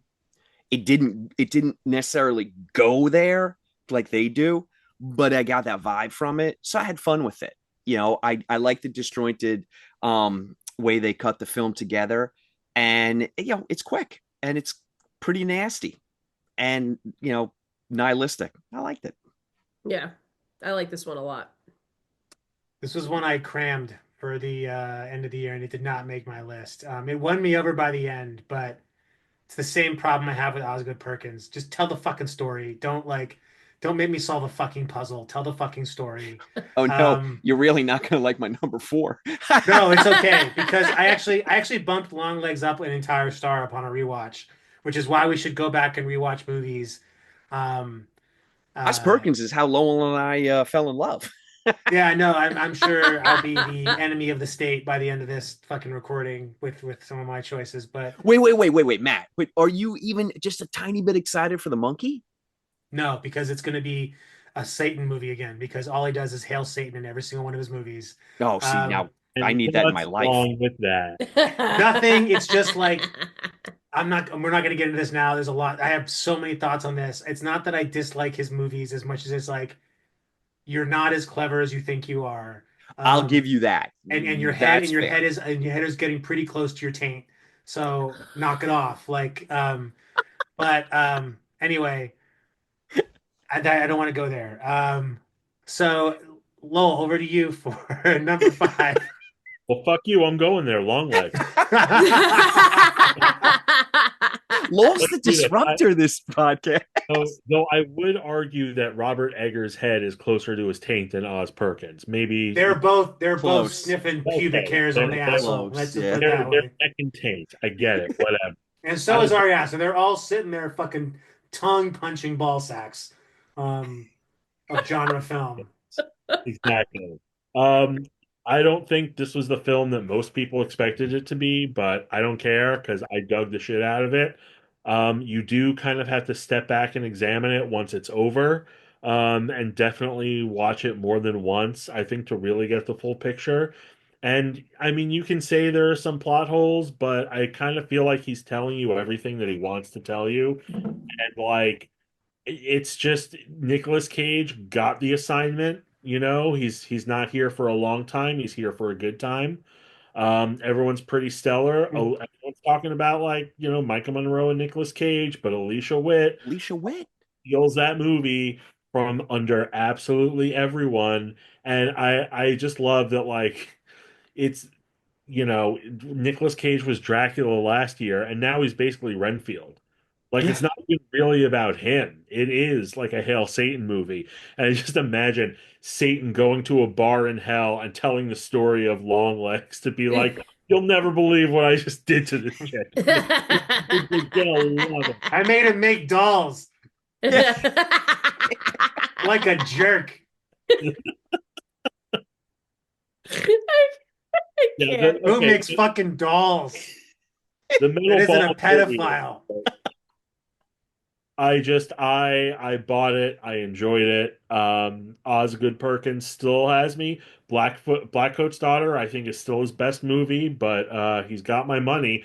I have no fucking idea what the monkey is going to be. I know it's based on a The Stephen King monkey is Satan. story. I know, no, but like I know it's going to be like his version of a comedy. Cannot process that at all, but I am looking forward to trying. Yeah, we don't have long to wait. I think February, right? I think so, yeah. Nice. Yeah. I will say For Longlegs is better Valentine's than Day. Blackcoat's Daughter. I think it's a more realized. I think Blackcoat's Daughter is the warm up for Longlegs. False. It's the same story, just with a different, except swap a girl school with an FBI agent. It's the same story. Um, calm down.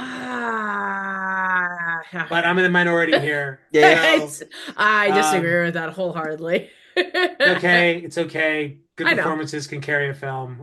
But Smile 2 is Jamie's number five, and number five is for Christopher in a Violent Nature. So he is all Okay. about Johnny pulling your innards through your backside, just like the rest of us. We stand yoga kills. So my numero cinco is actually a documentary. It's the Scala documentary, which I literally just watched this morning.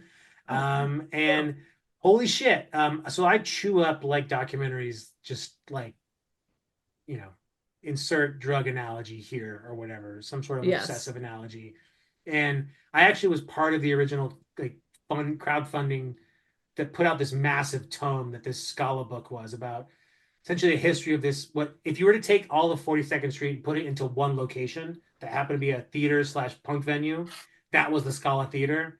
And I had no idea about this until I, read this book and signed up for this Kickstarter. But they ended up sending this thing that cost like $20 to ship because it weighed like 15 pounds. This book is massive. damn. But anyway, they made a documentary out of it, and it's fascinating. It's like the decline of Western civilization meets your favorite John, like 42nd Street Forever. Like it's mashed those two documentaries together, and it's produced by Severin, which has become one of my go-to places for genre documentaries because they don't just give you the like history about the movie, but they also give you the cultural and historical context. So in this case, you're getting like how the Scala was a reaction to Thatcherism, and all the different kind of political and kind of and cultural situation changes that were happening.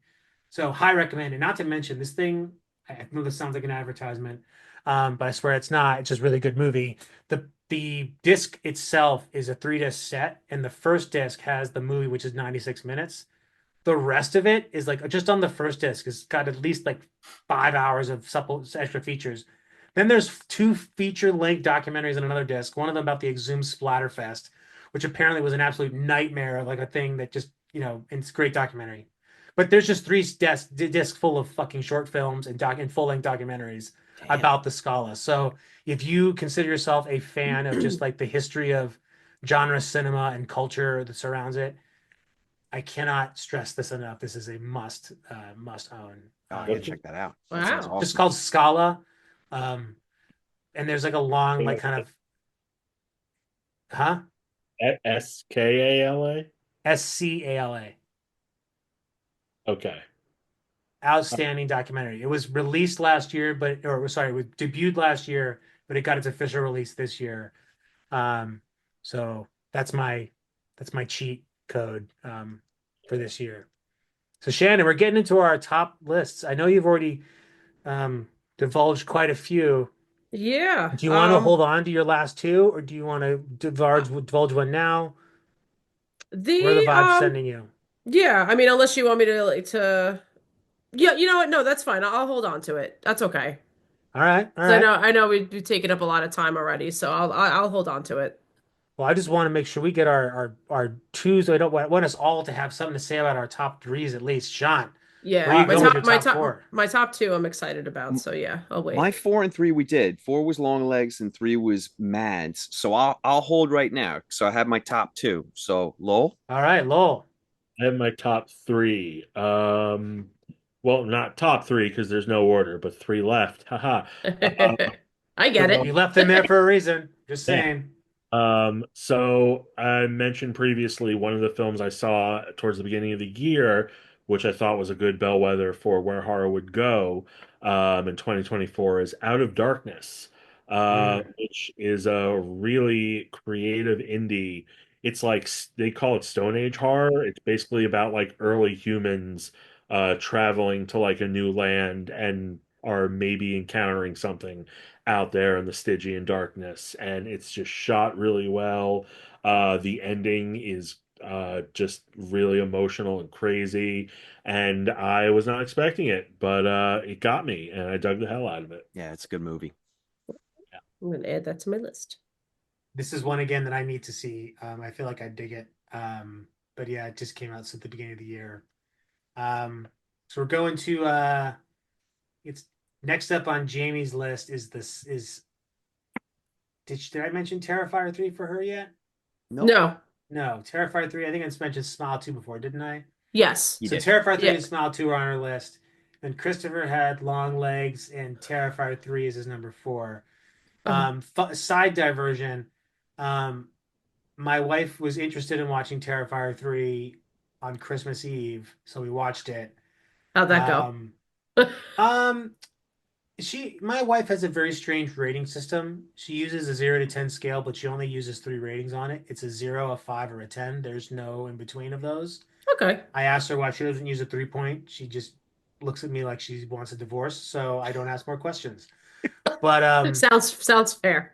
um but so I we watched it and she's like, "Yeah, it's okay, but I could tell she was just kind of like, this is like, it's at a certain point you're like, okay, I've seen a lot of really gruesome things. And it kind of solidified my points by which this is like, get this guy a good screenwriter. It's too late now. The series is fucked. Like you cannot resurrect the fucking series on number 4. I've never seen that happen. So I think this, bon voyage. But yeah, get this guy a fucking screenwriter because he clearly knows how to visually put things together. So anyway, that aside, my number 4, I think we're at, yeah, number 4 is one called The Wait, La Espera, which kind of silently came out earlier this year from F. Javier Gutierrez. And this is like, there's a lot of really good folk horror this year. And I'm also have to acknowledge some recency bias because I did watch all of those 24 fucking movies in all the Hans BR's box set. So I've seen a lot of folk horror this year, but this is a really interesting take on Andalusian Spain folk horror. Beautifully shot, like just really rustic, kind of earthy tones, really beautiful looking. It's a slower film, but it's not long. It's not a long movie, but it is slower. So I think if you're the kind of folk who really need like high intensity action up front, this isn't going to be your bag. But the way it kind of takes the idea of, just this simple, very story of people just trying to live simple lives and the confusion that happens when greed creeps in and all the horror that can come from that. Um, this kind of stretches the definition of horror to some extent, but I think it firmly stays there. And it's just a beautiful looking film, like sounding film. So high recommend. I don't think it's getting a Check lot of that out. buzz out there, but really, really well made film. Nice. Cool. Shannon, getting to your number twos. All right. We're at number 2, right? 3, 2. It's all pandemonium now. Okay. Underwear's off. It's on the flagpole. We're going skinny dipping. Oh wait, there's no water in this pool. Just blood. No, I don't know. Anyway. Nice. I know who I'm picking as my improv partner. Yeah. Everything ends in there's blood in the pool. So I was at You my know, parents' house, I mean, and there was blood in that pool. why not? All right, so why not make it Elizabeth Bathory's house? Why not? All right, I go. so yeah. So my number 2 was The Substance. Same Mm. with me. I absolutely loved this film. I loved the silliness of it, the mayhem at the end. I loved the strong message that it clearly has. And I mean, if you didn't get it, I mean, I don't know, do it again. Like just try harder. If you don't get it, It's pretty on the nose. it, Yeah. I think it is too. I feel like again, like they had to introduce, like, I feel like having like all of those elements in a film with a very serious message to send, I think is very difficult. And Lowell, I think it was you who posted it when you first saw it. I think the only thing you posted was people are not ready for this ever, like Yeah. at all. And And so- yeah. and I remember being like really intrigued. Like I went in and I didn't watch any trailers. I went in completely blind with this.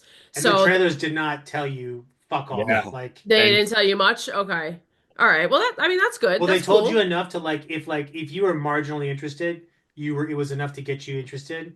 And if you Okay. were like not a fan of horror movies, you were going to be marginally interested in seeing this movie. It was very well marketed, which is why I Okay. wish I saw it in a theater so I could see the normies' reactions because that's the part that like I didn't get that I would have loved to get. Oh, I've got a story for you, Matt. That But was the one. Shannon, you, Yeah. you I finish. want to hear it too because I watched it at home, but like man, I wish I could have gone to a theater to see it because Same. I'm going God. to tell it then. The pearl Yes. clutching, Yeah. like I can't imagine. I saw it.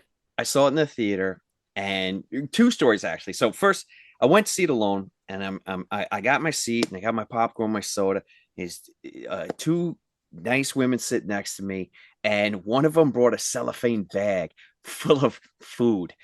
It was this big, and she's crinkling and crackling. But the previews haven't even started yet, so I'm just looking at her like, "You don't get to the movies much, do you?" So I moved my seat instead of fucking with them and being like, "Hey, could you stop crinkling that bag?" I'm like, "You have the best day possible. Crinkle the fuck out of that bag. God, you're gonna have a great time today." So I actually found a better seat. I was a couple of seats away from this young couple. Watch the movie. The movie's over. This guy threw a fucking wobbler like you wouldn't believe. I can't believe you made me watch this movie. I don't know what the fuck I was watching for the last 2 hours. Sounds And like all my I'm thinking dad of when, is, when he took me to see Beavis and Butthead when I was a kid. I'm like, Suffolk I County, thought he was gonna baby. beat me. I think this movie's about you. Hello. There, as I Suffolk turn, County. Like, sorry, they said Arby's says we have the meats. It's Suffolk County. We have the Cybertruck. I've seen Yes. so many Cybertrucks in the past few months, but anyway, oh my keep God. going. It's just Alabama East. But anyway, when I turned around to leave, everybody's kind of queuing up to go out, into the lobby. I was just looking at faces, and there were people that were definitely on board with this film, but the majority of people were like, ¿por qué? They did not get it, but it was highly enjoyable. That guy's probably still mad. Yeah, probably. Yeah. He's like, put it in the divorce filing. She made me go to the substance Yeah. with people.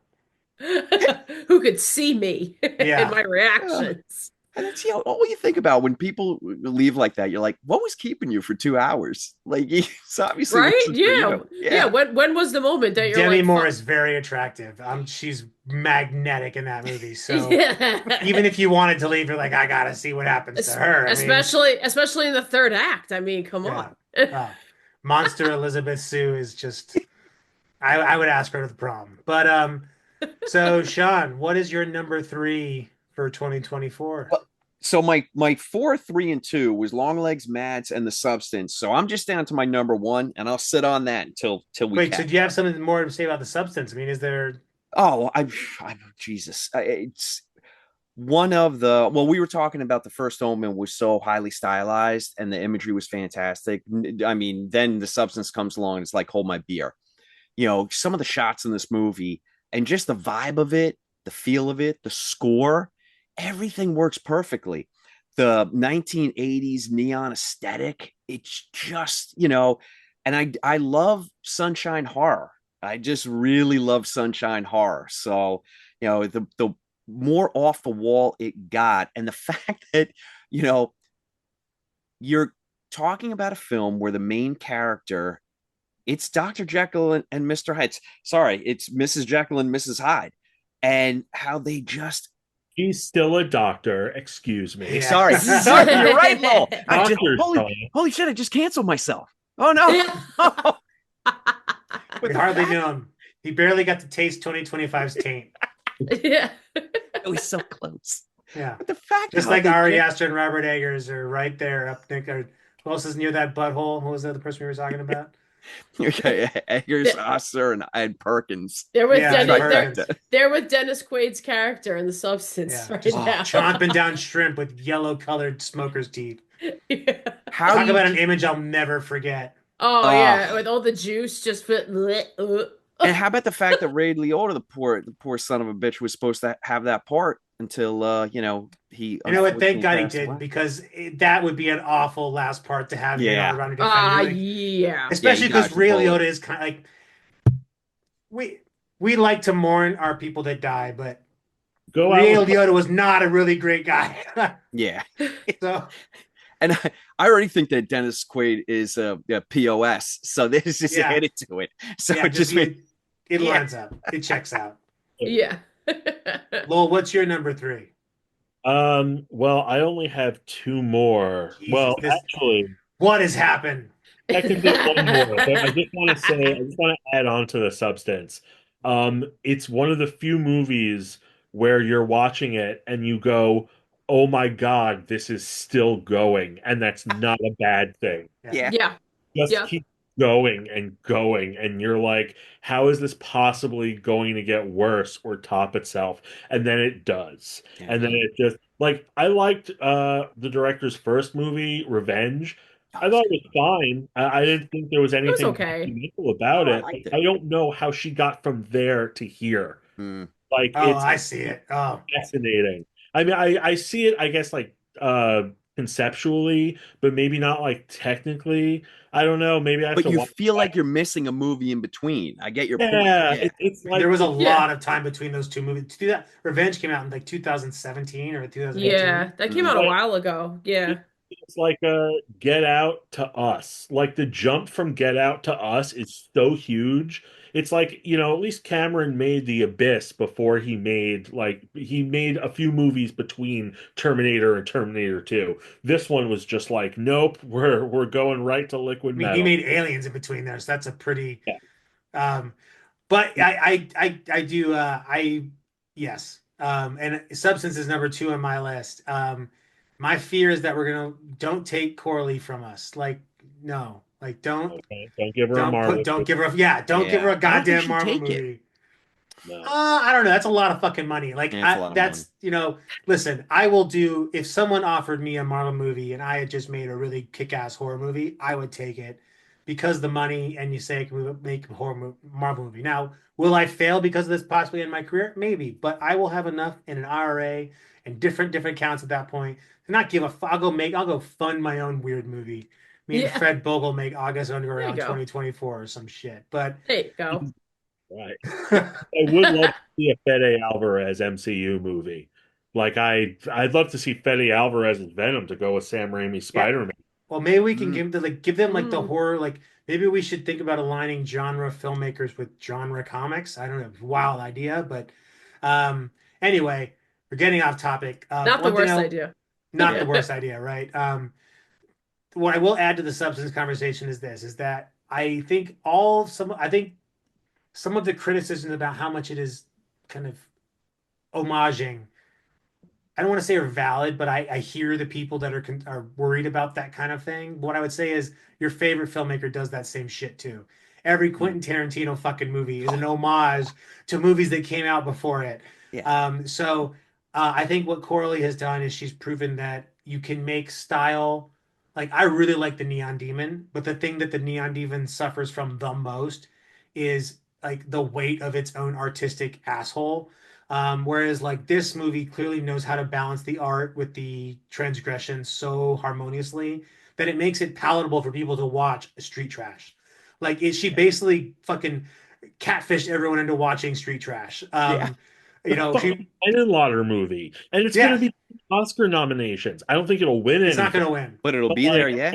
but she's going to be walking the red carpet, talking to a journalist about Frank fucking Oh, Brennan she's Lauder. already in Vanity Fair, like doing interview. I mean, she deserves all of the flowers and then some. So I'm and by the way, number four is Substance on Jamie's list, and the Substance is number two on Christopher's list. So unanimously, a Cool. Macabre Daily favorite. I think it's fair to say. I know Sam liked it. Um, my number three is Oddity. This movie blew the jokes off me. First of all, I love Danny McCarthy. Give him a weird location and he'll cook. That's all he Yeah. needs. It's like give me the weirdest fucking place you've ever heard of and put a house there, and I'm gonna make the best fucking weird movie you've ever seen. Because Caveat took place about a shack on an island. This has involved the strangest looking house that I've Ever. never wondered why anyone would ever want to have a house like this. But Looks the like a Never man put a loves steeple. trap door in your phone fucking no, second who story. who puts a goddamn like plank as a walkway? This giant, it just looks so dead. It looks like the kind of thing you'd make out of Lincoln logs that you fucking knock over like Godzilla. But it doesn't matter because Danny McCarthy makes it work. Oh, and by the way, he made a connected universe. Yeah. Um, and I think the performances here from her name, Carolyn Bracken, like as the dual role. I did not realize that was a dual role until I had to look it up multiple times. I'm like, the fuck out of here.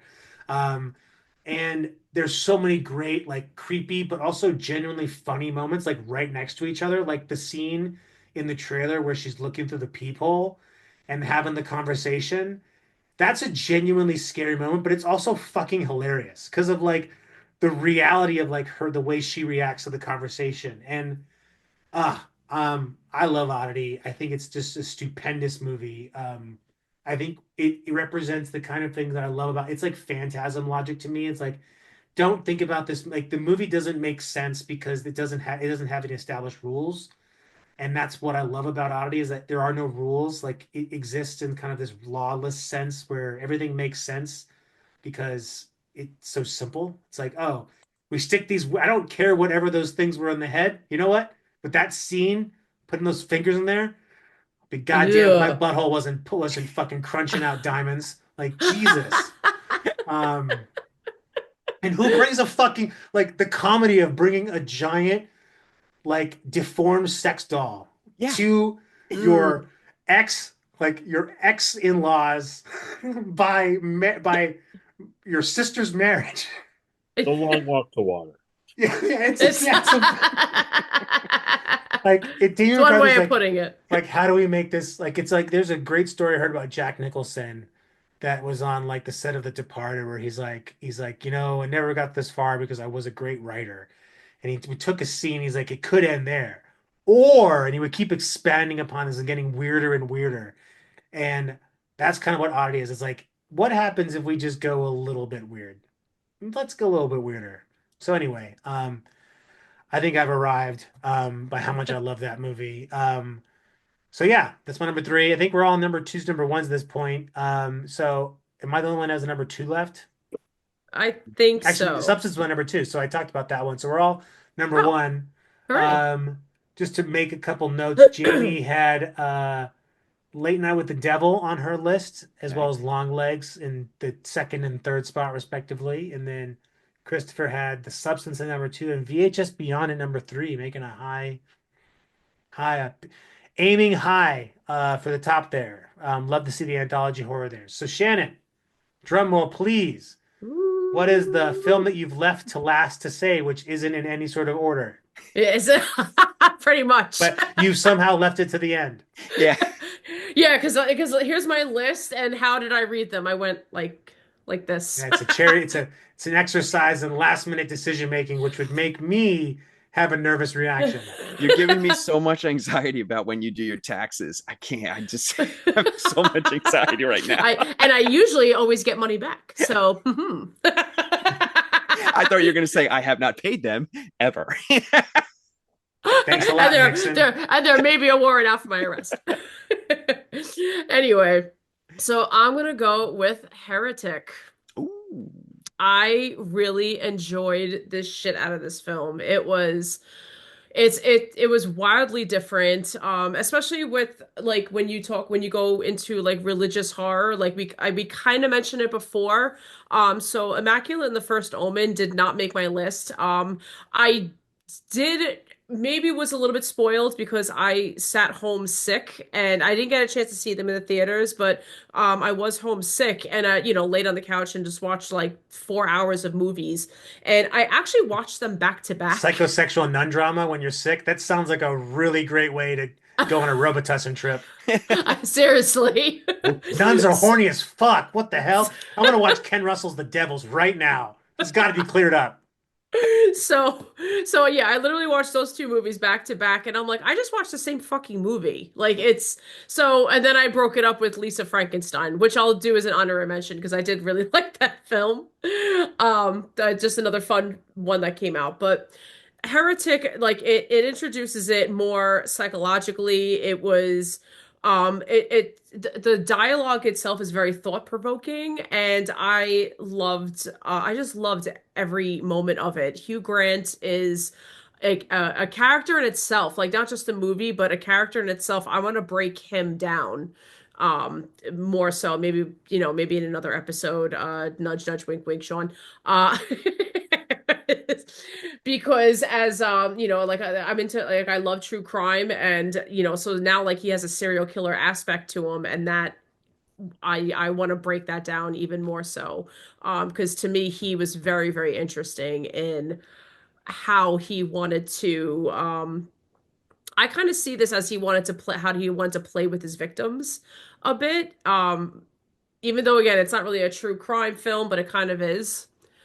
It's, I don't know there. And also it's another thing I liked about it too is a lot of things we complain about nowadays is the jump scares, and this did not have that like at all, where it was a lot of vibes. It was very very slow. It was more what he said to them that was very chilling, as opposed to what he actually did to them.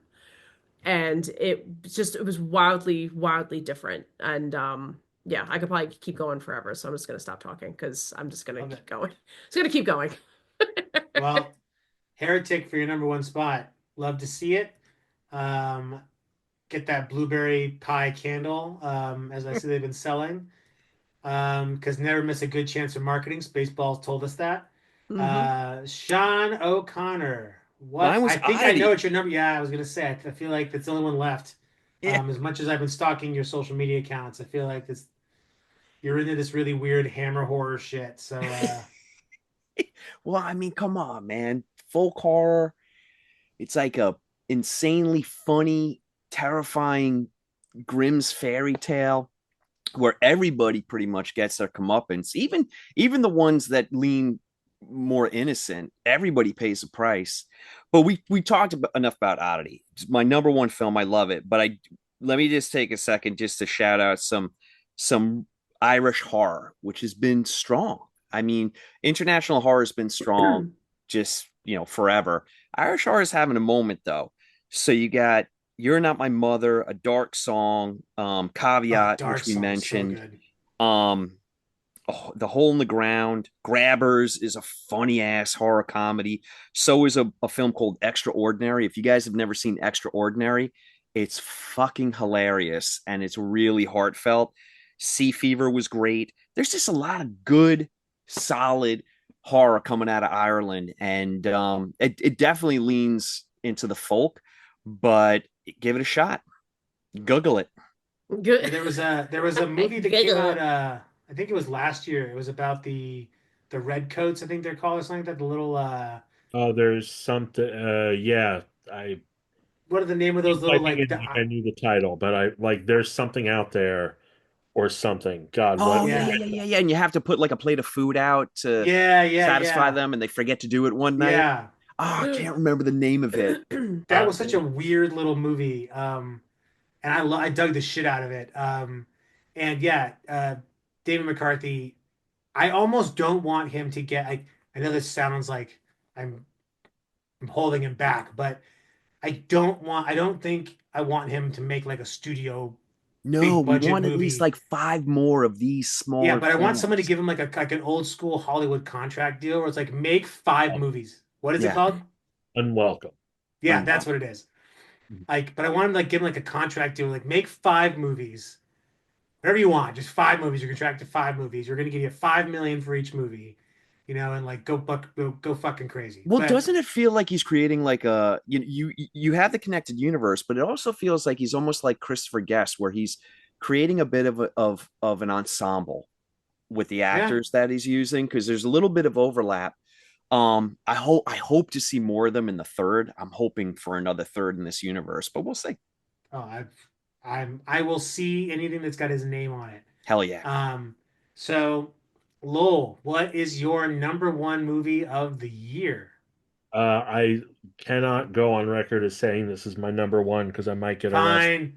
The Uh, last movie you've decided to mention on this list of top movies of the year. this was the one I saw at Fantastic Fest last year, and that's the coffee table. Oh Have you guys seen the coffee yeah. table? No, I have yet to see it. Oh Shannon, you're good. Yeah. A wonderful family film. It's Okay, like pressing okay. a Um, bruise with a hot poker. Nice. It's about a family. It's the Um, best episode of Tales from the Crypt you've never seen.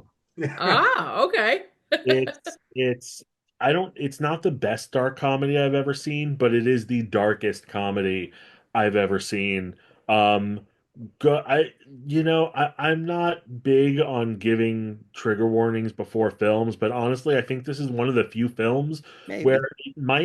it might be advisable to seek that out, but I'm not going to give it to you. Just Yeah, I with just film your reaction and send it to me, please, because I like yeah. seeing people's reactions to things that make them upset.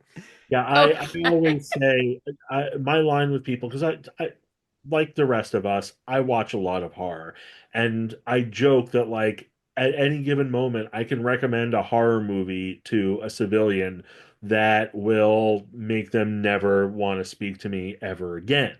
Like I have seen some shit, and this definitely falls into that category. This is AP horror, not in terms of quality, but in terms of stamina. But nice. I did legit like it. But Okay. yeah, I think the first times I tried seeking it out, I couldn't find it anywhere.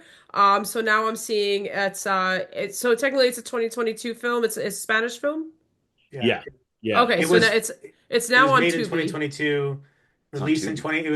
It was premiered in 2023. It was officially released in 2024, like the beginning of the year. By the time I finally crossed over It here, yeah. just So came it out is a now streaming on Tubi, so I can absolutely start my new year with this. Oh, yes. Bless. I want all the reviews. God, it's on Tubi. I know, right? Yeah. I'm like, maybe it shouldn't be What? on Tubi. For That purple anyone? and yellow bastard always knows how to show up with the bet for us. I love the purple and yellow I mean, would it bastard. surprise you to know that the guy who wrote Kaye Casas, who wrote The Coffee Table, is best friends with Damien Rugna, who No. wrote When Evil Lurks? So like, Of course. like, Of But course I he thought does. Nice. you were going to say Lars von Trier for a second. yeah. Well, I mean, yeah, but even like no, Lars von Trier is way too self-serious. Like this I was is gonna say Satan. Kaye Casas knows he's like, wait a minute, they're gonna love it if we do this, or no, more like they're gonna hate it if we do this. Let's do it. Um, so all right. I want to make sure we get to Jamie and Christopher. So Jamie's number one film of the year is I Saw the TV Glow. Ooh, I know she loved the ever living shit out of that.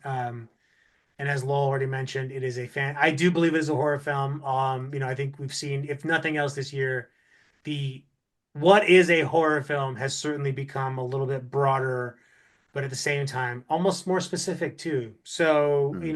Mhm. whatever, interpret that how you will. Yeah.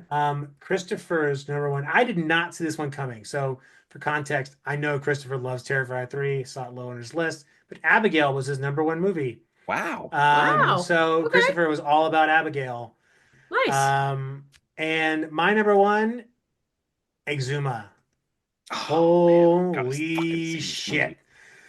I mean, first of all, I have a thing for South Korean horror movies. I think those movies fuck real hard. Like Yeah, they're pull you by the hair, spank your ass, and leave a red mark on your back. But at the same time, it was really sweet. And there's so much heart to the characters and development. And it's almost like this is like Ghostbusters if it was like influenced by South Korean folklore and was taken far more seriously, but still with just as much heart. I want to see a movie with these characters fighting ghosts like this again. nice. And only South Koreans can make ghost movies that interest me. Like I am just not a big supernatural guy.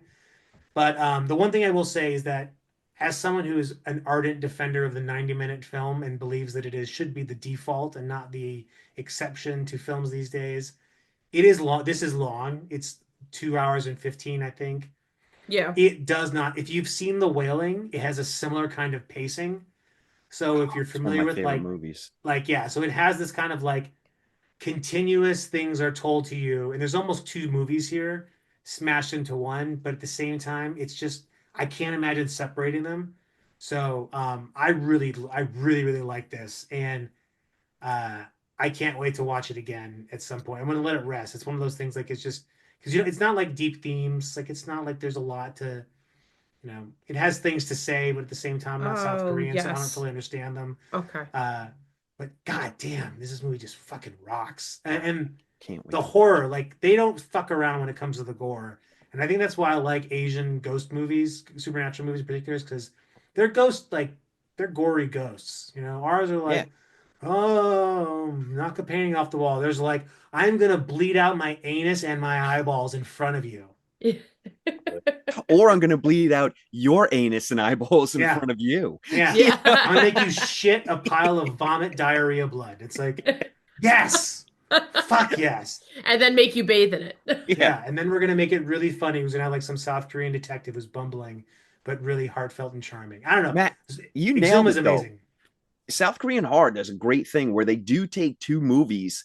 They often have these films work so well. Like The Wailing feels like two completely different movies. It's Seven and Poltergeist. Like Yeah, it's like they do it so incredibly well. Oh fuck, man, I'm so pissed at myself that I didn't see this movie. it's I okay. You know, started to. I started to. My husband put it on too late. I remember. So I'm like, I feel like I've seen this film before, and I'm looking at like certain parts of it now as certain pictures, and I got like halfway through before I had to fall asleep. this is definitely not And like a 9 p.m. uh, start one. This is one you got to yeah, start at like 6 p.m. yeah, Yeah. got that. Because I've it been is, meaning to go back to it. but there is like a natural break. At like I think there's a point in the movie where there is kind of a natural break. So if you did want to split it into two parts, but um, yeah, I a champion of a fucking film, and it grabs you from the beginning, and it just and if you like South Korean horror movies, Yeah, you'll know you, immediately as soon in the first 15 minutes, like this is the movie. And I did not the Substance was going to be my number one because it's like for the entire year, I'm like, oh yeah, this is nothing's gonna beat this. And I think the Substance is a crowning achievement. It's far more original in many ways than Exuma is, but man, if South Koreans don't know how to make a good ghost story, that Sure do. I agree. Yeah, no, it and it's definitely on needs to be on your Shutter. docket. Yeah, it's on Shutter. The best part is so many of these movies are on Shutter. You can watch them now. Like, you know, we lament on the things we haven't been able to see, but access to these things is so much greater. Oh God, yeah. And I want to give one honorable mention to movies that haven't come out yet, but hopefully we'll get a wider release next year. Is one called The Daemon, which is like Oh, you just love that one of the movie. best Lovecraft horror movies. They get Lovecraft. It's not a love. It's not based on a Lovecraft story, but it feels like it's ripped from the universe. It's like one of those one of the Joe R. Lansdale fucking interpretations. You know, it's just Yeah. it feels from that place. And the Rule of Jenny Penn, geriatric horror is going to be that. I know that one's coming to Shutter. I don't know exactly when, but absolutely fantastic. New Zealand, You saw that at Fright strange. Fest, right? Yeah, yeah, a fantastic fest. Fantastic But Fest, yeah. John Lithgow, man, holy shit. What a cunt that guy is in that movie. Like what an absolute Me and cunt. my husband were just talking about him today, about what a fantastic bad guy he is, Oh, and he's the like we loved best. him in Oh, he's so Cliffhanger. good. I He's mean, so in so good. what was he? I just no, what's the one he's in? Raising Cain. Oh yeah, Oh, the comma. right. Yeah, yeah, like Right. He's fucking bonkers insane in in that movie. Ricochet. Yeah, he loves chewing it up as a bad guy. All right, more Lithgow in 2025. Well, as we're wrapping Woo! this up, you know, I just want to ask you, what are you most looking forward to horror wise in next year? Doesn't have to be a movie, but you know, anything in particular you're looking forward to. So, Lowell, I'm going to start with you. Really three movies off the top of my head. The Monkey from Oz Perkins, like I mentioned. I wasn't excited for it before, but after that trailer, 28 years later, Mm, and with Alex Garland and Danny Boyle, like I really hope they don't fuck it up. same. Not Shot even on an iPhone. yeah, not even like I know what it is, but I'm like, God, it looks good. And Sinners from Ryan Coogler and Michael Yeah, B. Jordan. big time. It looks a lot like Ring Shout the movie, and I love Ring Shout. I don't know if you guys have read it, but it is it's so good. It's really Yeah. good. It's like black women warriors fighting demons in Ooh. the South after World War I, I believe. And the Wild demons, take on what the Ku Klux Klan are. Like yeah, wild interpretation. yeah, it's like the idea is that like the KKK modeled their uniforms after these demons that run on hate, and it's what I wanted Lovecraft Country to be, and I liked Lovecraft Country a lot, Eh, but I'm all for, you know, Southern black people kicking ass against supernatural evil, Love and it. Or that Shitty Whitey. I'm down for that too. yeah, Yeah. that too. But you guys should read Ring Shout. It's great. Nice. Okay. Love it. I've Shannon, just added to my list. what are you looking forward to in 2025? Okay, so yeah, so definitely 28 years later. Definitely looking forward to that. I know it's kind of random, but I think this is going to be fun. The Death of a Unicorn. Oh, it looks That good. just that just looks fun. I'm like, ooh, okay, finally we're getting a unicorn film. And not necessarily a movie, but an event. I want to go to Jaws Fest. Jaws is 50 years old next year. They have a festival every year, No, and Jaws this blew up at the end, Shannon. oh Jaws is dead. oh Speaking of No, no, Jaws, no. He's able to track families through the air Oh, that's right. to All the way island to the they Bahamas. vacations. they can Yeah, smell blood up to 50 miles away, Sean, okay? yeah. Fun fact. Shit, I hope that's not true. It is true. But yeah, so that's what I'm excited for. I really hope I get to go. I've been trying to map out my year and make sure I don't spend all my money and in the next 2 months. Well, good luck on being good luck on the savings for what it surely be. Is it one of those where you actually like watch it on a lake and they bite your butt or something like that when the Well, I don't think they necessarily do anything to get at you, but I'm sure the what's that called? Like a placebo. I have a feeling that's part of it because I'm definitely going to be looking if I sit in a raft or yeah, have my like open butt in a tube, I'm definitely going to be like, jumping up a lot more often than I already do in Jaws. How yeah. great would it be if you pay $500, they take you 2 miles offshore and throw your ass off the boat? Or you pay for the Figure it VIP out. seats and they scare you so bad you shit yourself in the lake and it has to get evacuated because you shit yourself. Yeah.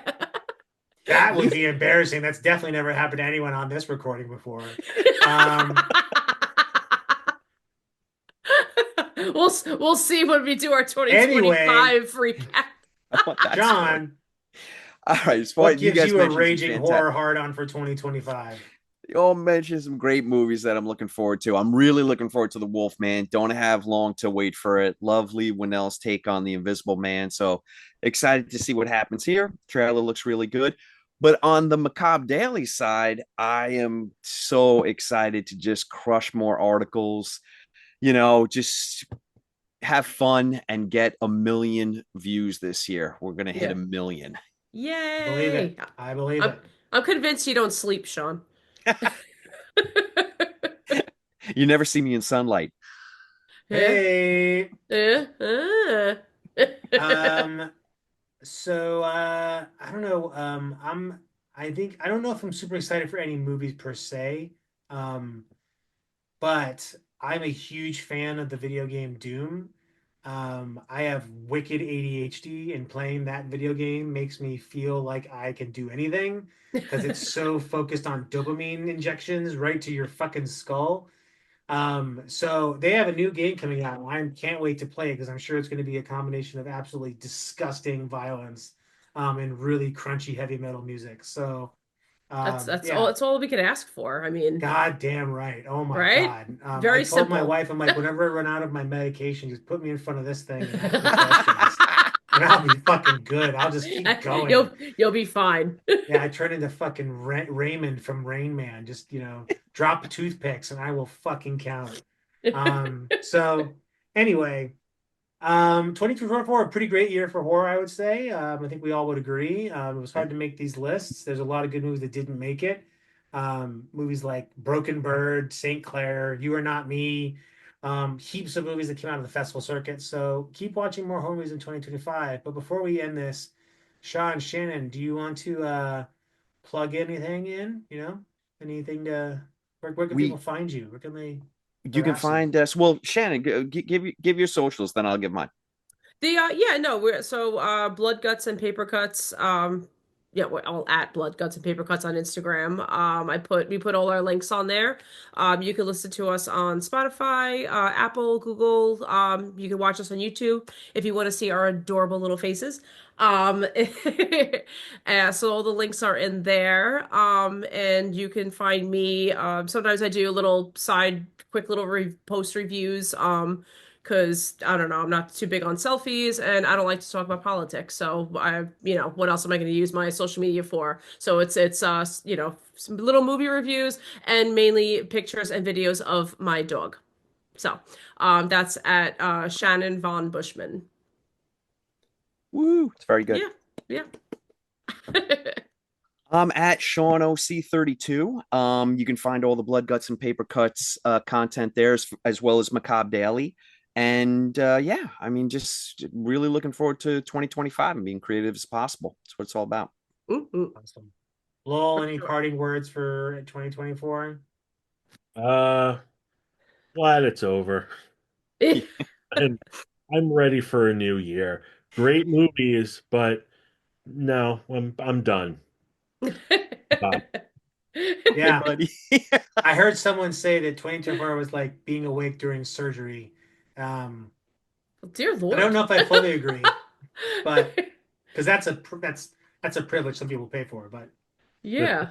The nevertheless, last few months I'll admit were a bit rough, but I mean, I don't know. I don't know if I take it to that level. 2024 felt like walking into a sliding glass door that you don't know is closed. and Or a then you keep screen touching door. it, being like you weren't glass before. Like Yeah. we both know this. Like Yeah. there Like was nothing here. when did you close? Like what happened? What's going on? Well, while we crossed the chasm of glass that wasn't there in 2023 but magically appeared in 2024, I think it's safe to say from all of us here at Macabre Daily and on behalf of the Macabre Monthly crew, be good, stay safe, don't drink and drive. If you're gonna, don't do stupid things and drive. Take a fucking Uber. Take a Ske fucking Uber. schedule Yeah. schedule an Uber. I mean, I don't know if this will come out on time, but No, it's The coming out solution's tomorrow, right there for you. Take a yes. fucking which is Uber. January 2nd, after everyone's already done the thing we're saying not to do. I'm just kidding. This will be on the 31st. But yeah, be safe, be good, and above all, watch more horror movies. Yeah. Adios. Watch everything we said.